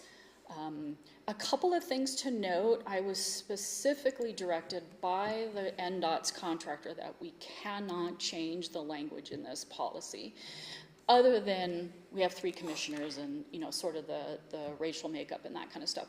Those I was allowed to change, but they've been very specific over 3 years that we've been going back on this policy that we are not allowed to edit it. We are currently out of compliance because we've been trying to figure out sort of what we agree with and don't agree with on this policy. Great, thank you. And you answered my second question, which was can we modify it? I have to my fellow commissioners, I have a couple of concerns about this particular policy. From a practical perspective, of course, I don't have any concerns about treating everyone equally, and I think we should have robust reporting and investigation policies in place so that if someone feels that they've been discriminated against, that we should take that seriously. One of the first things that I object to is the racial identification of the commissioners, as if somehow that is an indication of our ability to be fair with people. I think that's a little bit ridiculous. But I think even more concerning from a policy perspective is that they have included a requirement in here in multiple places that we include, incorporate, make sure our department heads are familiar with executive orders that have been rescinded that maybe support a particular ideological view but are not the policy of the federal government right now. And this is NDOT's policy to make sure that we can access federal funds. I don't see how including those policies which have been rescinded by this administration, keeping those in our policy is going to help us get federal funds. There's a section that talks about DEI, and if you've been following the news, this administration has said we don't want to be considering DEI as a criteria for funding. So I would suggest that we continue this item, and so maybe we can have some conversation with NDOT about it. I don't. Can I add a couple things Sure, to that? So, please do. Our administrative officer, Lisa, has been helping me with this. Again, because we're so specifically directed that we cannot change anything, she added the note to the footnote that has been rescinded. You know, I'm gonna say this. So I've been going to the training every year that's required. In the last training, NDOT's contractor basically said the next presidential election, if it goes to the other side of the aisle, all the stuff's gonna be put back in, so they might as well just leave it. So I'm wondering if Deputy DA Brown can help us and answer if we make that footnote. Does that kind of give us an out, I guess, for lack of a better word? Yeah, so Brian, I think the question is specifically, we've noted that they've been rescinded, but the policy still includes them and requires familiarity from staff, and that we comply with them or that we include them as part of our plan. And wondering if that puts us up a creek or if that gives us some flexibility. Austin, you may need to bring it into the mic. And I believe Laura was saying something about a specific clarification as well that she wanted me to do, but my audio cut out a little bit, so if she can repeat that, that'd be great. So in the Title VI policy that the Nevada Department of Transportation provided Storey County, it references 2 executive orders that have been rescinded by President Trump's administration. However, we have been advised that we cannot change that. So is adding a footnote that the executive order was rescinded and the date, does that get us out of having to comply with an order that's no longer viable? Very simple, straightforward question. As a lawyer, I'm going to say it depends. I think it would provide as much protection to the county over compliance with those rescinded policies, and there quite frankly, there is just a fundamental potential error in the NDOT policy that adopts rescinded executive orders and requests compliance therewith. The larger issue that we have to be concerned about, that I've had conversations in the past with Laura with, is the impact of non-compliance with the NDOT policy on the effect of the grant rating of Storey County, and I may have used the wrong term there, but in the overall scheme of obtaining federal grants, somewhere in the bureaucracy, there's a status of the requested applicants for the grants, and if we being Storey County is deemed to be out of compliance and doesn't come into compliance after going through bureaucratic processes, it can substantially negatively impact the ability for Storey County not only to get these grants, but other federal grants. Did I summarize, Laura, one of staff's significant concerns over compliance with these type of NDOT policies that are thrust upon us? Yes, you did. You did summarize that correctly. So to make sure the board understands, so we are currently out of compliance. So one of the grants that we have, the Gold Hill Sewer Project expansion that we awarded for the federal community project funding, is on hold. Until we pass this policy, Sarah cannot check one box on that our grant form, so we cannot proceed with that funding or that project until we do that. So Brian, Deputy DA Brown, if I'm understanding you correctly, your opinion is that what we will lose in possible federal funding kind of outweighs us signing this as is, and having that footnote kind of puts NDOT on alert that we are aware that that executive order has been rescinded? I wouldn't want to offer my own opinion on the policy of it outweighs. I want the commissioners to understand the ramifications of a decision not to comply and not to execute the policy as written, is that it could negatively impact Storey County. From a legal perspective, how we would go about addressing this issue in our defense is to say that the current policy as presented to us does not comply with the current state of federal law, meaning that it is requiring us to comply with rescinded executive orders. That would certainly be a defense. It would not be the most efficient way. As you recall, Laura, we've worked on this with the NDOT for many years, and it just goes back and forth. Certainly, it would be my legal opinion that we should notate that the specific cited executive orders have been rescinded, and compliance is no longer federally mandated. And that's just stating a fact. It's not really altering their form. And if NDOT accepts that, they accept that, which would be an action that we can take that would address the concerns that Commissioner Mitchell has addressed to you. Laura Mather, for the record, would you recommend then that we add that language to the policy, or make it a separate cover letter language to NDOT? I would recommend that we do both, that we add it to the policy that we choose to update, and then in our cover letter, point that out to NDOT. Okay. Great, thank you. So,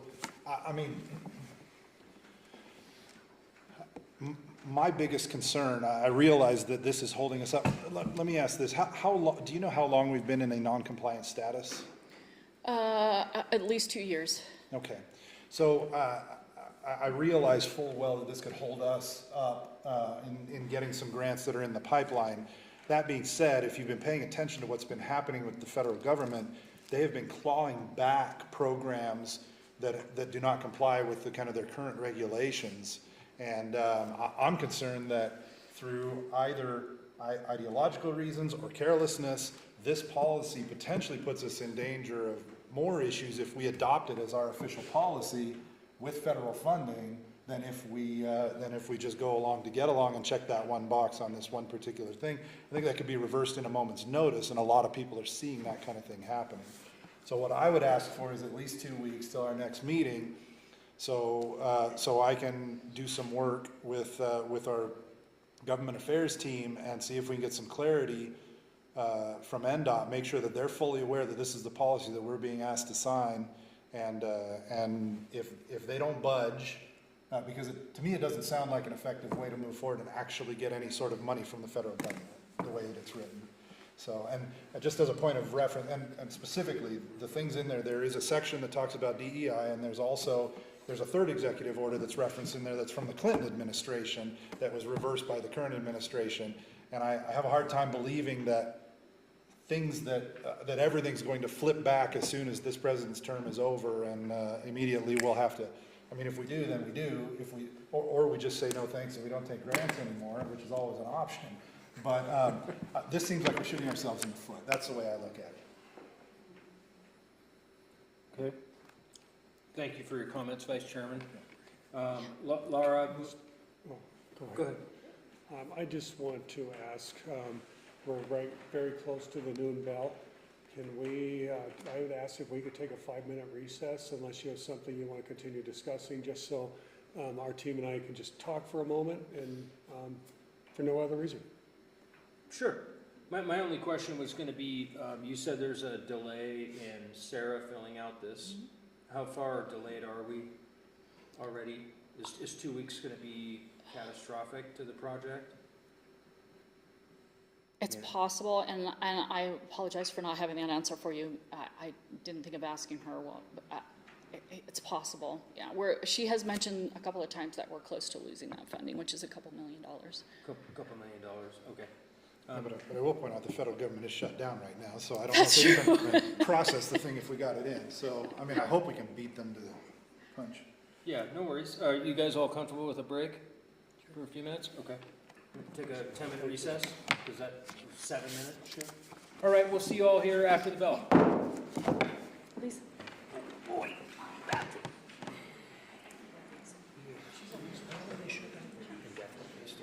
Figure it out. How many times? It's 8. 8 minutes. I'm gonna walk around there. Just listen for the bell. Yeah. That'll give us 35 minutes to get back up. YouTube's still on.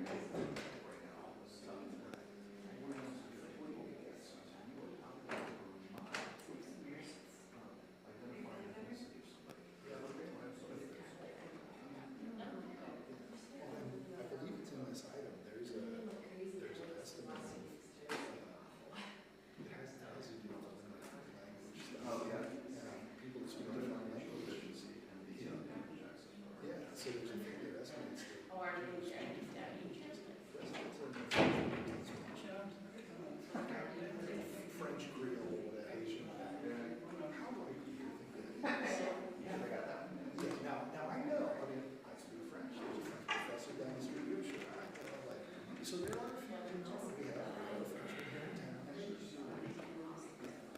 Yeah, and there's just no primary. Right. That's what are we trying to do.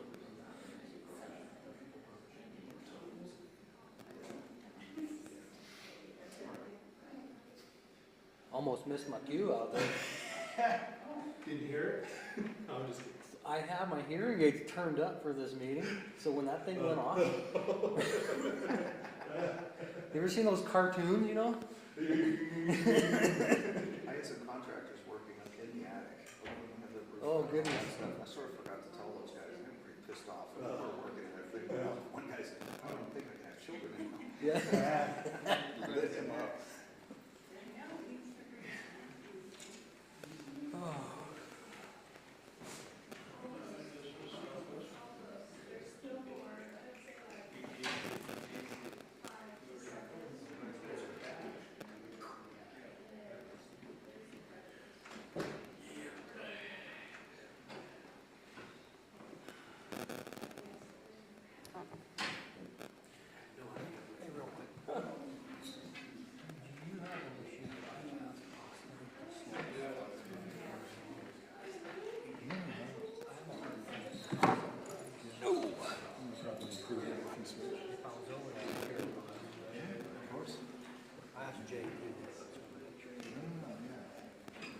We can even scooch down at least and push on the other side. I mean, that's,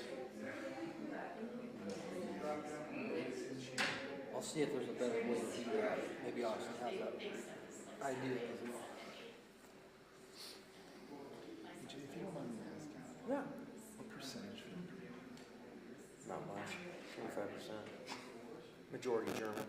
And guess what? You got 100% credit on our county report. That's what I was hoping for. Asian 100%. Yeah, it depends, you know. Use it. I mean, use that privilege. Dude, I'm all over it, trust me. I just couldn't believe that it was printed in the report. Yeah. It's like racial makeup of the commissioners. I actually forgot, somebody asked me that recently. I think they were throwing it out.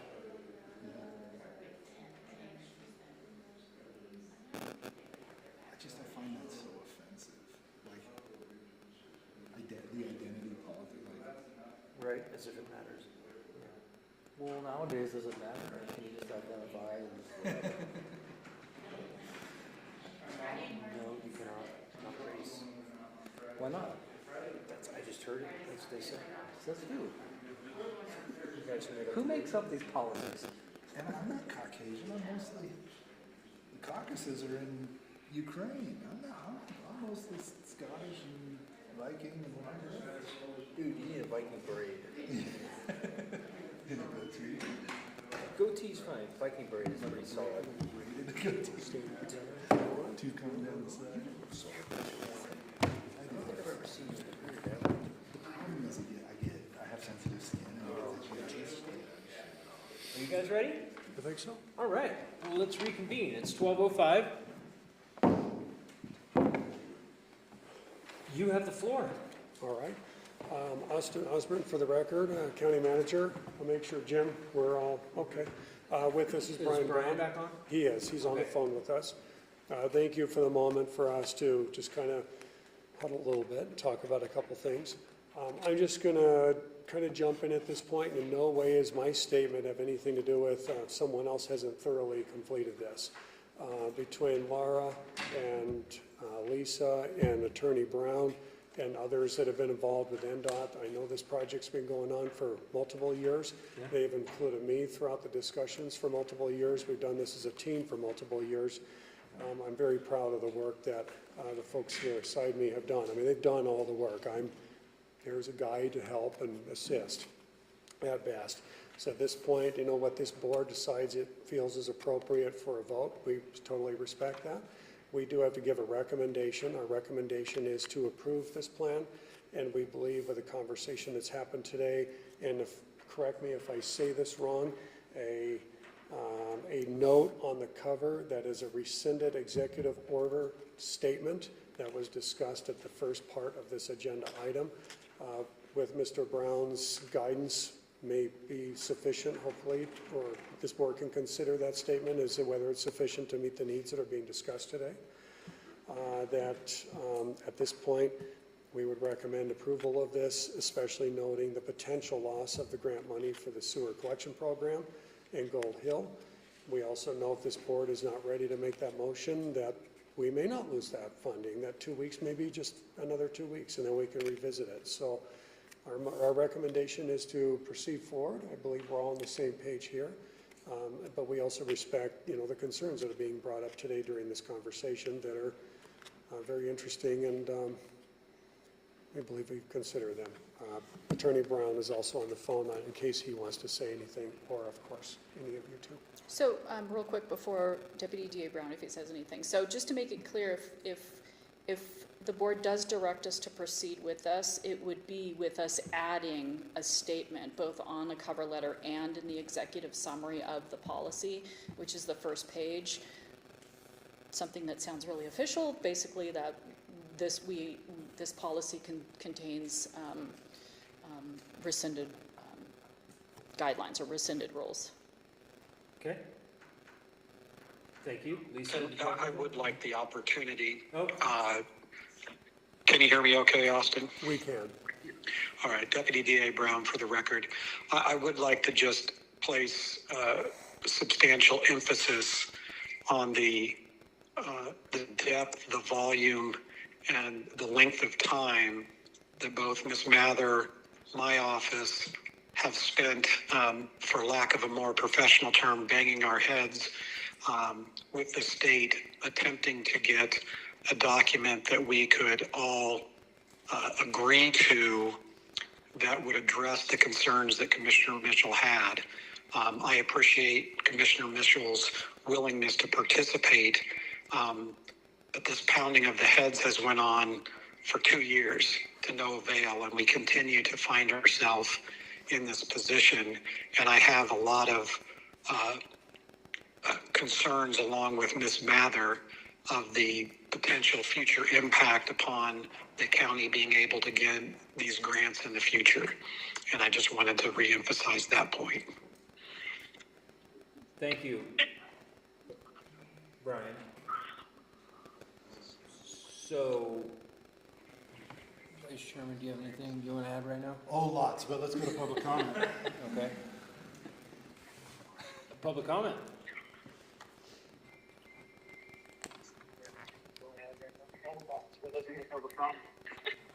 Not seeing any. I'll say it one more time, public comment. Okay. Vice Chairman? Yeah, and I certainly, I want to echo your thanks, Chairman, in the work that's been done here. I know how frustrating it can be to try to work through this, and I think it's gotten us to a pretty good place with this. I believe that the issue may be one where it's appropriate for us from a political perspective to get involved, and part of that reason is partially against my will. I've spent a fair amount of time in DC this year. I feel like I have a pretty good handle on what the atmosphere is, and when we're talking about public funding, there is a new sheriff in town, and things are very different right now in that world. What I'm most concerned about, I mean, if the will of the board is to just adopt it and go, and marginally enforce our policy, which I think is probably what would have to happen because it's so onerous. If we actually did it, we'd have to have a whole department on compliance. So that's fine, but I think that we are actively shooting ourselves in the foot if we adopt it. And I don't think it's based on good information. I'm looking at the 4-factor analysis, and apparently there are 49 people in the county that speak German and 75 that speak French, but only 25 that speak Spanish. That's not good data. I don't think that's realistic. And of course it says none of those speak less than very well. So it's, that's not really affecting the policy, but a section that's entitled DEI has been enough. I mean, we saw federal prosecutors put the university on notice because they had an office that was specifically working with undocumented immigrants, that they were potentially going to be investigated for that. We see programs canceled because of DEI language in their programs. And so adopting this policy may get us out of hot water with NDOT's contractor, but it may, on the flip side, shoot ourselves in the foot when we go for our next grant, if we do. I'm fully aware that we're running a risk if we don't adopt this today, that we may lose funding. I mean, we already had to give back $3 million in taxes today that we weren't entitled to, apparently. So I guess maybe I'm in a risky mood, but I think this needs to be fixed. And it is election season, and I think that makes the elected officials' ears a little more open at the state level. And I think it's worth at least an effort to say we've got to do better, because otherwise you're forcing us into a situation where we're going to, I'll say it again, we'll shoot ourselves in the foot. And that's my take on it. Thank you very much, Vice Chairman. I do want some clarification because a statement was made without belaboring this item. So where I'm confused now is, how does this impact our future funding sources? Laura Mather for the record. So we are asked throughout the grants process if we have certain policies in place or if we have any current non-compliance in place. So the answer is because we would technically be not in compliance. Correct. And therefore we cannot ask for any more money. Well, we can, or we just wouldn't get approved because we're not in compliance. And it varies. So some of the grants that we have, they don't ask that question and we don't have to check that box. We just have one particular grant where they're asking that question and we have to check that box. So it really varies tremendously by which, you know, that's a whole nother story. It varies tremendously by the federal agency. So we have, I'm not going to name names. So we have certain federal agencies that never ask us that question, and we don't have to check a particular box. We have other agencies where we are asked that specific question. If we have any, and it's not necessarily this policy in particular, because the county has an overreaching Title VI policy. You know, we don't discriminate, that's our policy. This specific NDOT policy, though, has put us in non-compliance. So even though we are only non-compliant with this grant, if we are asked the question if we have any non-compliance out there, we have to say yes, and that's a problem. Okay. Does that make sense? Okay. Are there any other projects right now that are grant fund dependent that we are concerned about? Should we take the approach of postponing 2 weeks? No. Okay, so it's pretty much just this project right now that we're aware of. Okay, and this decision impacts the ratepayers, right, of this system?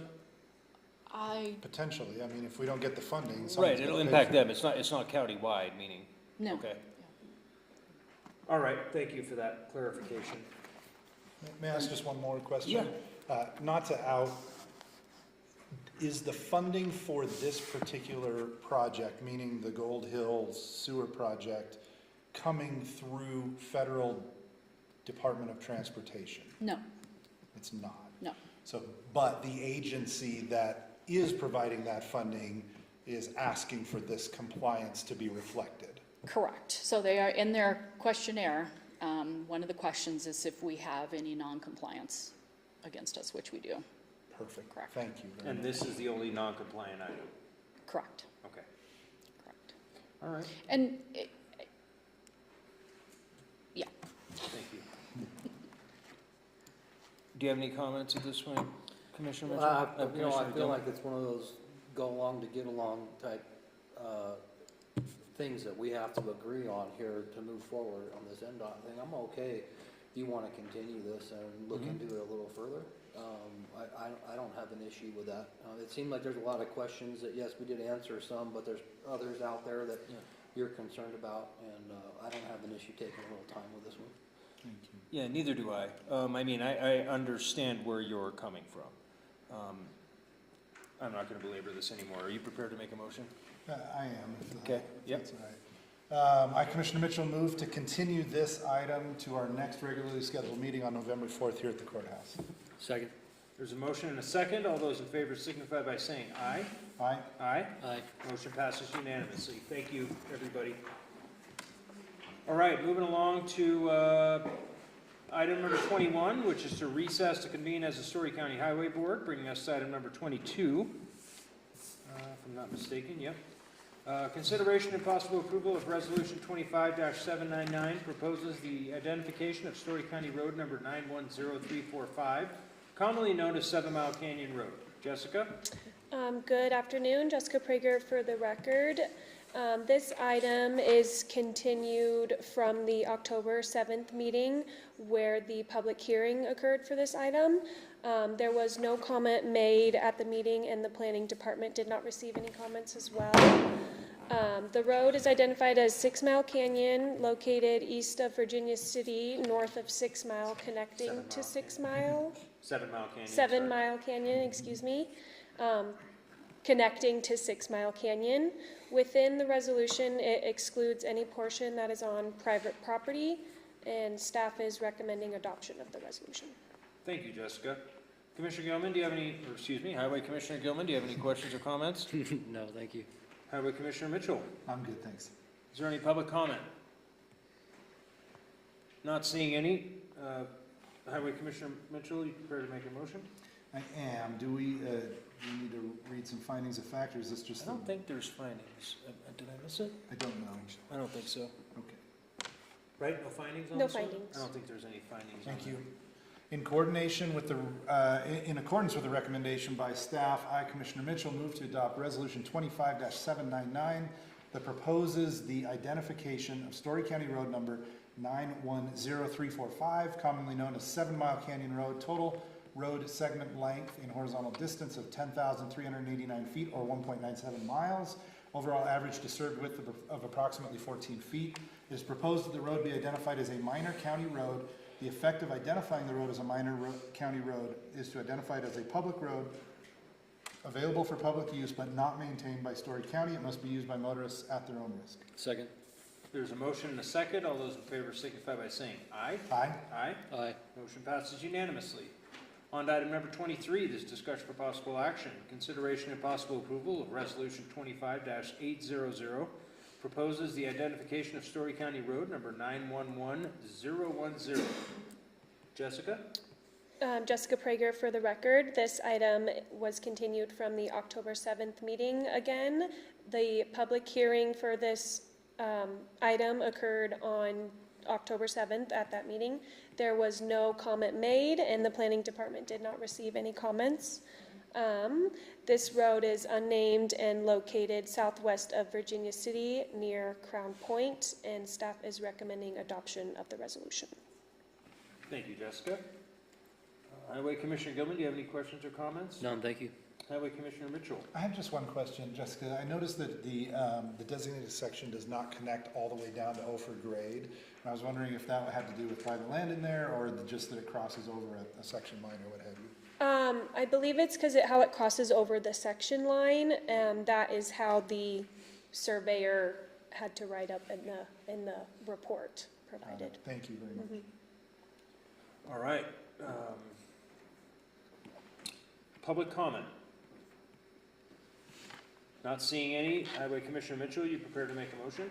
Yeah, in accordance with the recommendation by staff, I, Commissioner Mitchell, move to adopt Resolution 25-800 that proposes the identification of a Storey County Road number 911010, commonly known as unnamed, total road segment length of 2960 feet or 0.56 miles, overall average disturbed width of approximately 12 feet as a minor county road. The effect of identifying the road as a minor county road is to identify it as a public road available for public use but not maintained by Storey County. It must be used by motorists at their own risk. Second. There's a motion and a second. All those in favor signify by saying aye. Aye. Aye. Aye. Motion passes unanimously. Thank you, Jessica. Thank you. On to item number 24 is to recess to convene as the Storey County Water and Sewer Board, bringing us to item number 25, which is discussion for possible action. Possible selection of USG Water as a qualified company of the request for qualifications for the water tank maintenance contract, and to authorize staff to enter negotiations with USG Water for scope and fee for both the yearly maintenance and periodic rehabilitation work on Storey County's water storage tanks. Mike? Thank you, Mr. Chairman. Mike Northen, Project Manager. Staff requested statements of qualifications and cost estimates for a 10-year renewable contract for maintenance and rehabilitation of Storey County's water storage tanks. The request required work plans, demonstration of familiarity with our system, and certain certifications along with cost estimates to be spread over a 5-year period for tank rehabilitation over 10 years for yearly ongoing maintenance at each tank. As this is an RFQ process, staff's initial review is limited to the statements of qualifications, experience, and certifications. The request period ended on September 22, 2025, and staff received 2 responses. They are attached in your packet. Both companies have significant work history and competence. One company did not provide certain required certifications, thus disqualifying them. So staff is recommending that USG Water be selected as the qualified company and is requesting authorization to enter into negotiations for scope and fee for both yearly maintenance and periodic rehabilitation work on Storey County's water storage tanks. With that, I'd be happy to take any questions. Thank you, Mike. Commissioner Gilman, questions or comments? None, thank you. Vice Chairman? Mike, I have just one question. As I was looking through the packet, I did not see a county business license for USG Water. Do you know if that's something that they submitted? No, they did not. If they're going to engage in a contract, they'll be required to have that prior to execution of that contract. Okay, thank you. I just, is that typically something that's required as part of their submission, or is that something that they can kind of?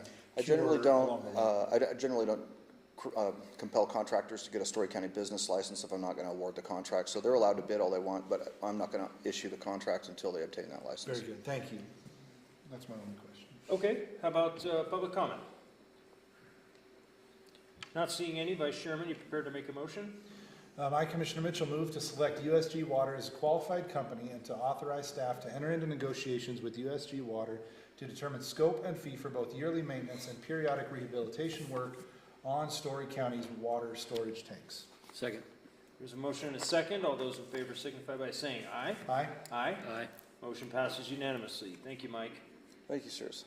On to item number 26 is to recess and reconvene as the Storey County Board of County Commissioners, bringing us to item number 27, which is discussion for possible action, consideration and possible approval of a purchase and installation of a new boiler and related equipment in Piper's Opera House in the amount not to exceed $85,000. This item was budgeted at $100,000. Mike? Thank you, Mr. Chairman. Mike Northen, Project Manager. This project is to replace the aging and problematic boiler in Piper's Opera House. The existing unit is obsolete, has been a source of problems for some time.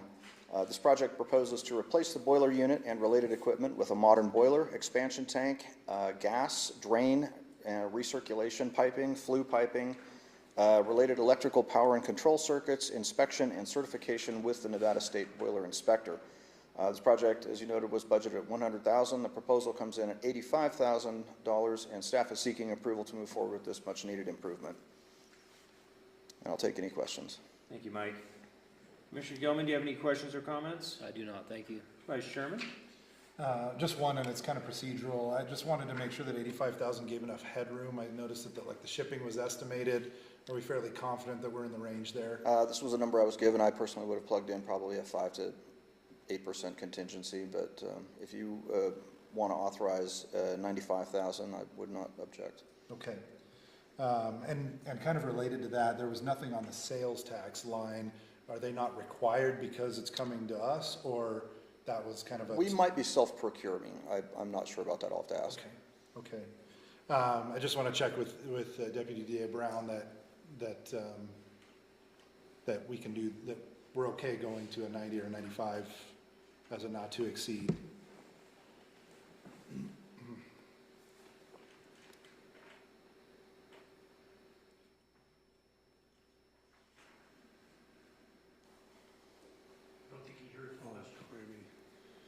Hold on, Brian. Can you hear us still on the phone, Brian, if you want to use the phone?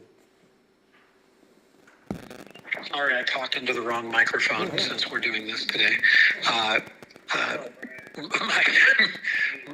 My my answer was you're appropriate to move forward as you wish with adjusting the contract. Thank you. Then I'll take that into account with my motion. Okay. Is there any public comment? Not seeing, When muting, you sound like you're in an office. not seeing any. Vice Chairman, you prepared to make a motion? I am. I, Commissioner Mitchell, move to approve the purchase and installation of a new boiler and related equipment for Piper's Opera House under the presented contract in an amount not to exceed $95,000. Second. There's a motion and a second. All those in favor signify by saying aye. Aye. Aye. Aye. Motion passes unanimously. Thank you, Mike. Thank you, Commissioners. On to item number 28, discussion for possible action, consideration and possible approval of an increase of the district court budget by $55,000 to upgrade courtroom security. Clerk Treasurer?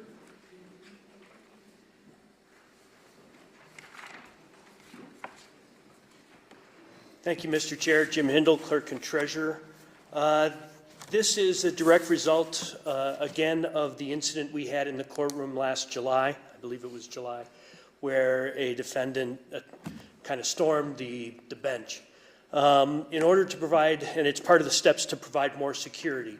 And so the judges have asked for two things. One is, per the packet, as you see, a designed wall that would run from the bench over to this wall to my left, in order to provide protection for both the clerk and the judicial assistant, and provide a little more security with equipment, leaving more barrier, as is normal in most modern courtrooms, for the security of those individuals. Plus, it would provide more visual blocking to any defendant that wanted to try and rush the bench.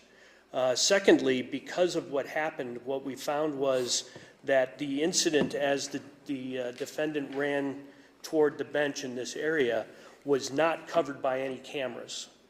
The JAV system covers the defendant, the prosecution, and the bench, but it was in an area that there was no video recording of what happened.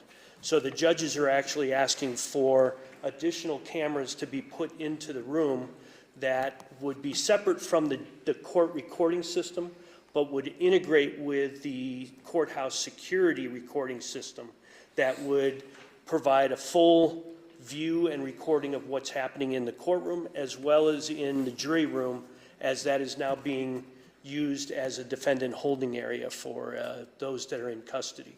And so that request was from the judges as well, in order to provide further security as well as the ability to do some forensic investigation if something did happen in any of these two rooms. And so the amount that it would take to construct the wall, furthermore on the wall, we do have SHPO approval, and a lot of thanks to Sarah Sturz to help us get that with the proposals that we have. But the caveat is that the wall cannot be secured into any of the physical walls, or the physical walls, bench, etc. of the courtroom. And so that's why we're proposing to have a raised platform in back that not only allows us to manage cables back there, but it raises it up, and then that becomes the structural component to which the wall would be attached. And that gives it its strength and security for anybody that would try and pound through the wall. The benefit of that is that at some point, if indeed this courtroom becomes completely obsolete, we can restore it back to its original historic configuration. The other benefit of the cameras that we are putting in is that not only do they integrate with the current system that's in the courthouse, but they can be relocated. They would be able to be taken out and used in whatever new facility if and when we are able to do that with the courtroom. So with this, in order to construct both the wall and the camera and get the cameras installed, procured and installed, we're asking for a non-budgeted increase in the district court's budget for furniture and fixtures in order to complete this project that the judges have asked for. We have worked with the comptroller, who says that we will be able to find budget to accommodate this as it is an increase in the overall budget for account number 112, the district court. And we, of course, given the push by the judges, recommend approval. Thank you, Jim. Commissioner Gilman, questions or comments? None, thank you. Vice Chairman? All right, is there any public comment? Not seeing any. Vice Chairman, you prepared to make a motion? I am. I, Commissioner Mitchell, move to approve a $55,000 increase in the district court budget for courtroom security upgrades. Second. There's a motion and a second. All those in favor signify by saying aye. Aye. Aye. Aye. Motion passes unanimously. Thank you, Jim. Thank you, Commissioners. On to item number 29, discussion for possible action, consideration and possible approval to declare November 4th through November 11th, 2025, in support of Operation Greenlight for veterans. Lisa? Good morning, Lisa Massell for the record. So this is a proclamation to declare, as you mentioned, November 4th through 11th, 2025 for Operation Greenlight in support of veterans within Storey County. I'm here today in October because our next Board of Commissioner meeting is on November 4th, so this is kind of a heads up so people can prepare. But I have the proclamation if you would like me to read it. In just a sec. Thank you Okay. very much. Sure. Commissioner Gilman, do you have any questions or comments? I do not, thank you. Vice Chairman? I'm good. How about public comment? All right, not seeing any. Would you care to read the proclamation, Lisa? Okay, so Operation Greenlight for Veterans 2025.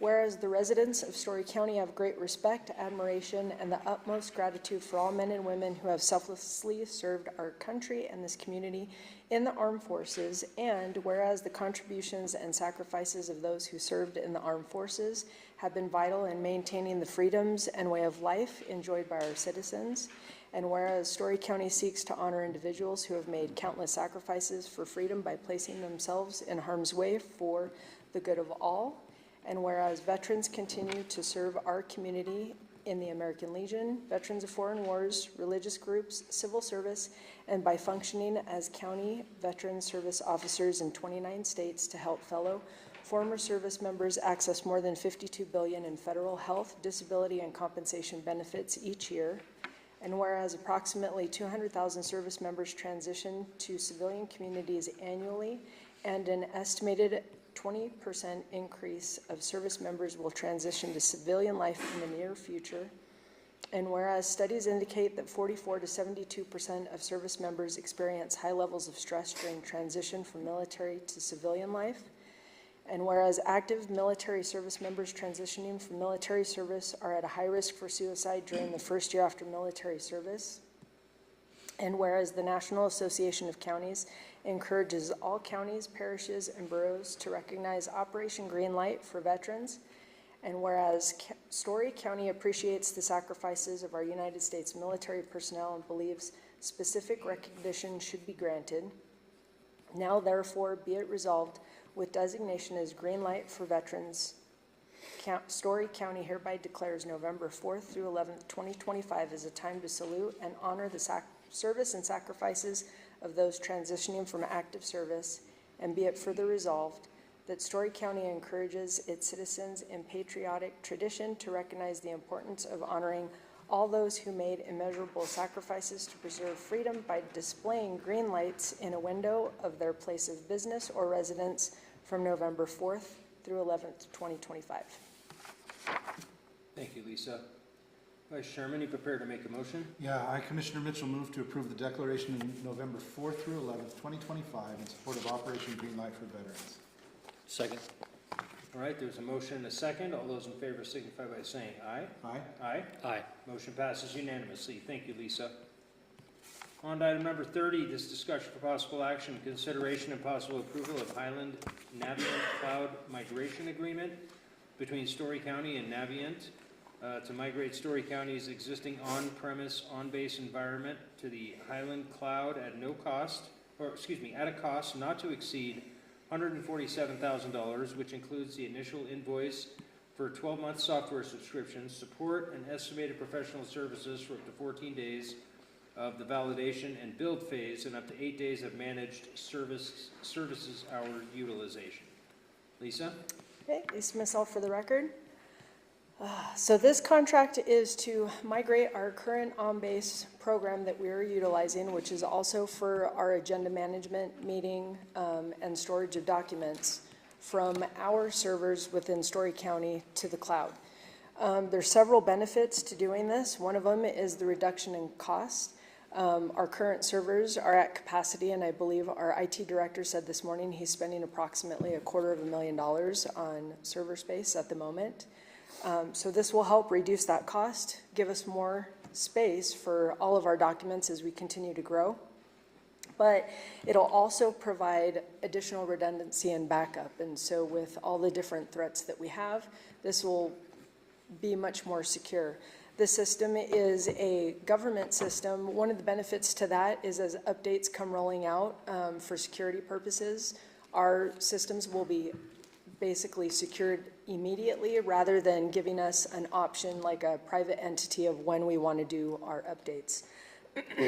They'll be monitored 24/7 by Highland, which is extremely helpful because that means that we don't have a person on staff that is, monitoring the systems 24/7, but we will have what is a customer security administrator, which would be our IT director and any additional people that he assigns to receive alerts from Highland if there's an issue that they need to address.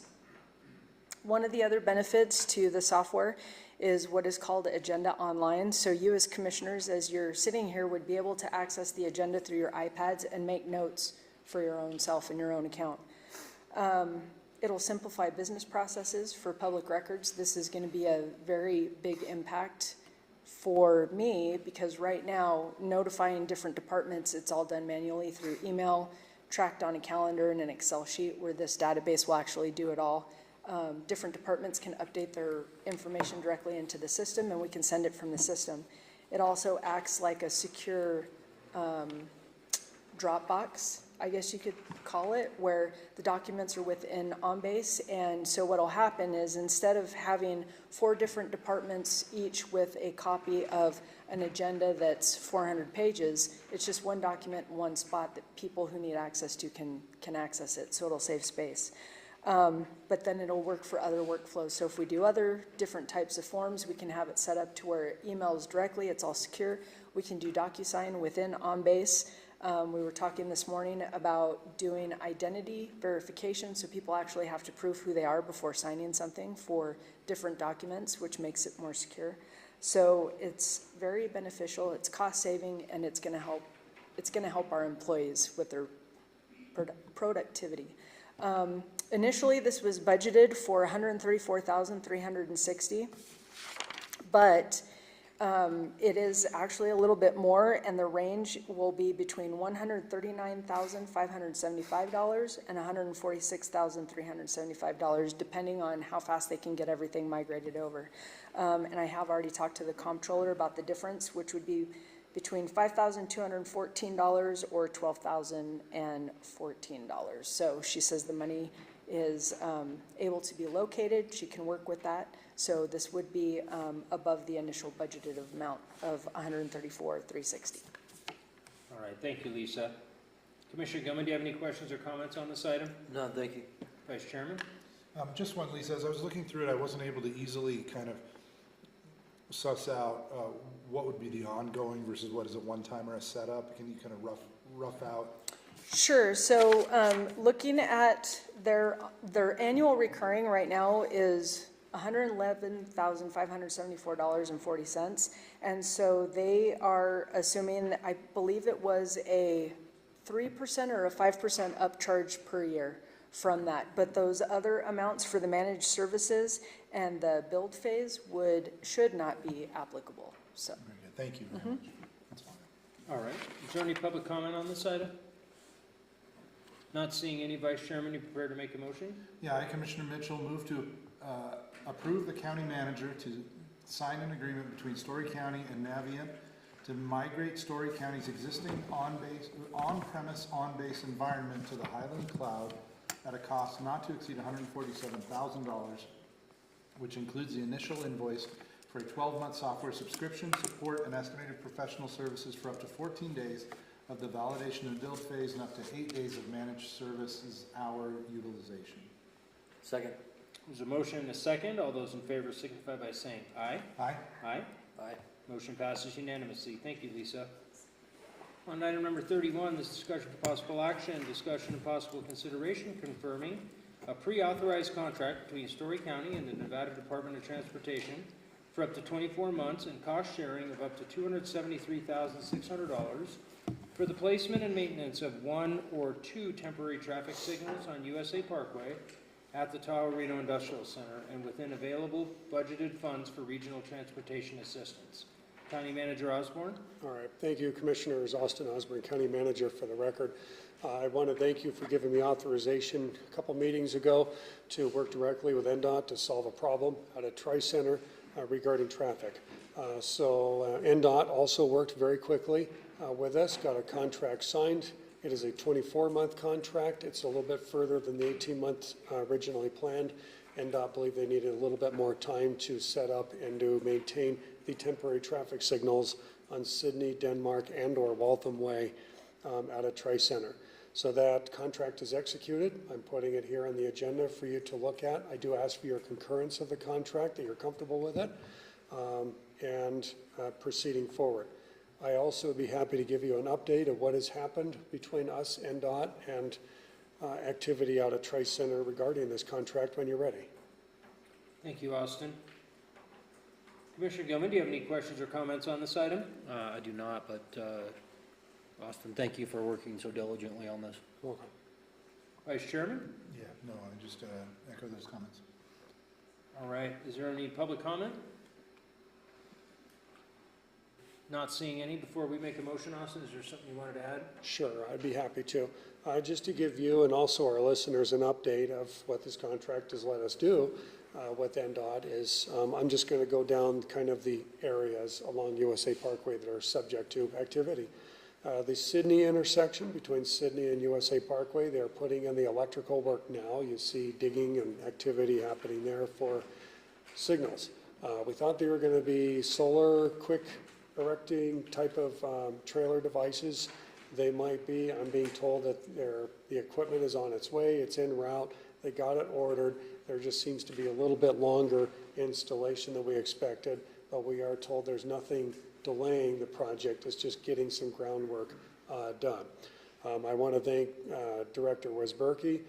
There were a couple areas along these areas that NDOT said we need to mobilize and spend some time preparing, and he stepped up to the plate and said if you need any dirt work or anything like that done in here to get pads set, he's ready for action. NDOT was really appreciative of that. So that's moving along, and I want to thank Switch and Gray Construction. They're the ones actually have taken lead on that project, so that project is not going to be subject to this contract at this time, NDOT's telling me. Moving down to Denmark. Denmark has some issues, the way it's designed and situated and the amount of right-of-way that it has. NDOT is making very fast efforts to design engineer improvements to Denmark, including acceleration and deceleration lanes, straightening out the intersection, but they're not able to put traffic signals on it at this time due to high voltage power lines that are in direct proximity, as well as some right-of-way alignments. They believe that with our help in reaching out to adjacent landowners and getting some right-of-way easements and things, that intersection would be subject to a signal, but we're looking at a few months, maybe 6 months, could be a year, depending on the cooperation of adjacent property owners. So Sydney's a green light, Denmark is kind of a red light, and now we go over to Waltham. NDOT is looking at Waltham as well. It's kind of a yellow light. They are looking at that as very feasible for a temporary traffic signal, potentially for a long-term permanent signal. There's some issues with it logistically in relation to other traffic signals in the area, particularly at Electric, but they're moving along. They're getting space for the trailers to be put in. We are waiting for an adjacent property owner to respond. There's a little bit of some space might be needed on private property. NDOT, myself, and their team and ours are talking in some days every morning, afternoon, and evening on the status of all of these traffic signals right now, mostly the Waltham one. They're asking, how are we on this, how are we on that? Our planning department's been great on providing aerials, ownership, property, lines, everything, and then usually when I'm getting calls from the NDOT team, they're actually out there in the dirt looking at the thing at the moment, and we're talking about it. Other things that are being discussed, of course, are the traffic on-ramp going westbound to Reno. They're exploring the potential options to make improvements to that. They're also looking at the Patrick interchange that NDOT is saying is actually functioning pretty well. Our team has went out there and looked at it. It's functioning pretty well. I will let you know that we've gotten a few calls, 3 now, from a state office, not NDOT, about potentially closing Patrick or substantially reducing access to and from Patrick. Those have resulted in interesting conversations that have ultimately resulted in the interchange remaining open. The state is looking at all of this together. They're looking at how Sydney works and what it's going to do once those left turns are facilitated, what Denmark improvements might be, what Waltham improvements might be. I've told the state offices we're going to give them real-time information on what we're observing and the functionality of traffic flows. Please do not close the interchange. That has not happened so far. We have been in conversations also with the Nevada Highway Patrol, DPS, the governor's office, NDOT, of course, who has been amazing to work with. This is probably the best NDOT team I've ever experienced in my life. They're wonderful. Tracy should be very proud to have these people on her team, as well as our fire chief has reached out to area fire districts, to my understand, just to talk about overall access and servicing the area. And then our sheriff's office has stepped up patrol and has informed me that he's monitoring some of these intersections where activity is happening with construction workers to make sure people are driving slow and being safe in those areas. Laura Mather has been an invaluable resource, as well as Julia from Public Relations, in getting real-time information out to our companies, our construction workers, and people that are working out at Troy. Unfortunately, we're not able to give them great news every day that the lights are installed, but there is substantial growth and progress being made here. I really appreciate their outreach. That's all I have. Thank you. Thank you, Austin. Vice Chairman, are you prepared to make a motion? I am. I, Commissioner Mitchell, move to confirm and ratify the 24-month contract between Storey County and the Nevada Department of Transportation, or NDOT, for cost sharing up to $273,600 for the placement and maintenance of 1 or 2 temporary traffic signals on USA Parkway at the Tahoe Reno Industrial Center. A second. There's a motion and a second. All those in favor signify by saying aye. Aye. Aye. Aye. Motion passes unanimously. Thank you, Austin. You're welcome. On to item number 32, this discussion for possible action. Consideration and possible approval of business license second readings A through T.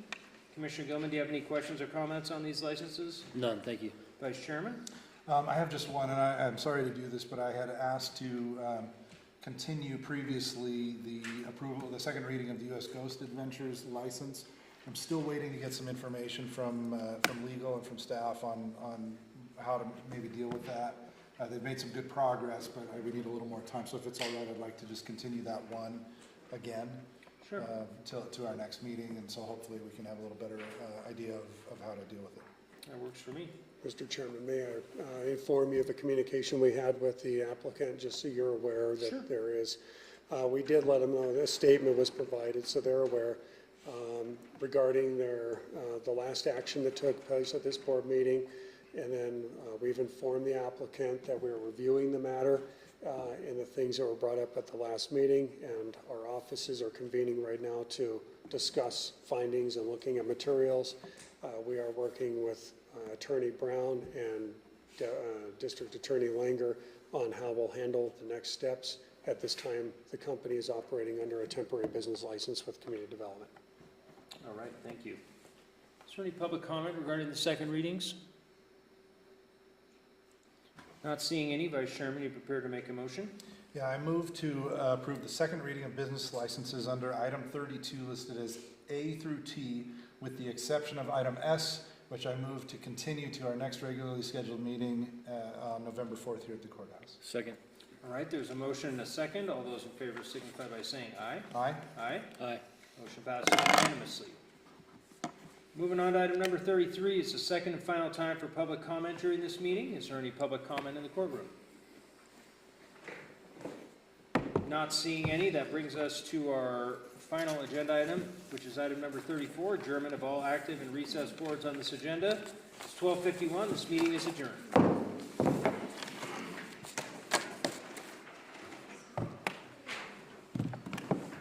Thanks, Austin. Thank you, Brian, very much. Have a great day. Thank you.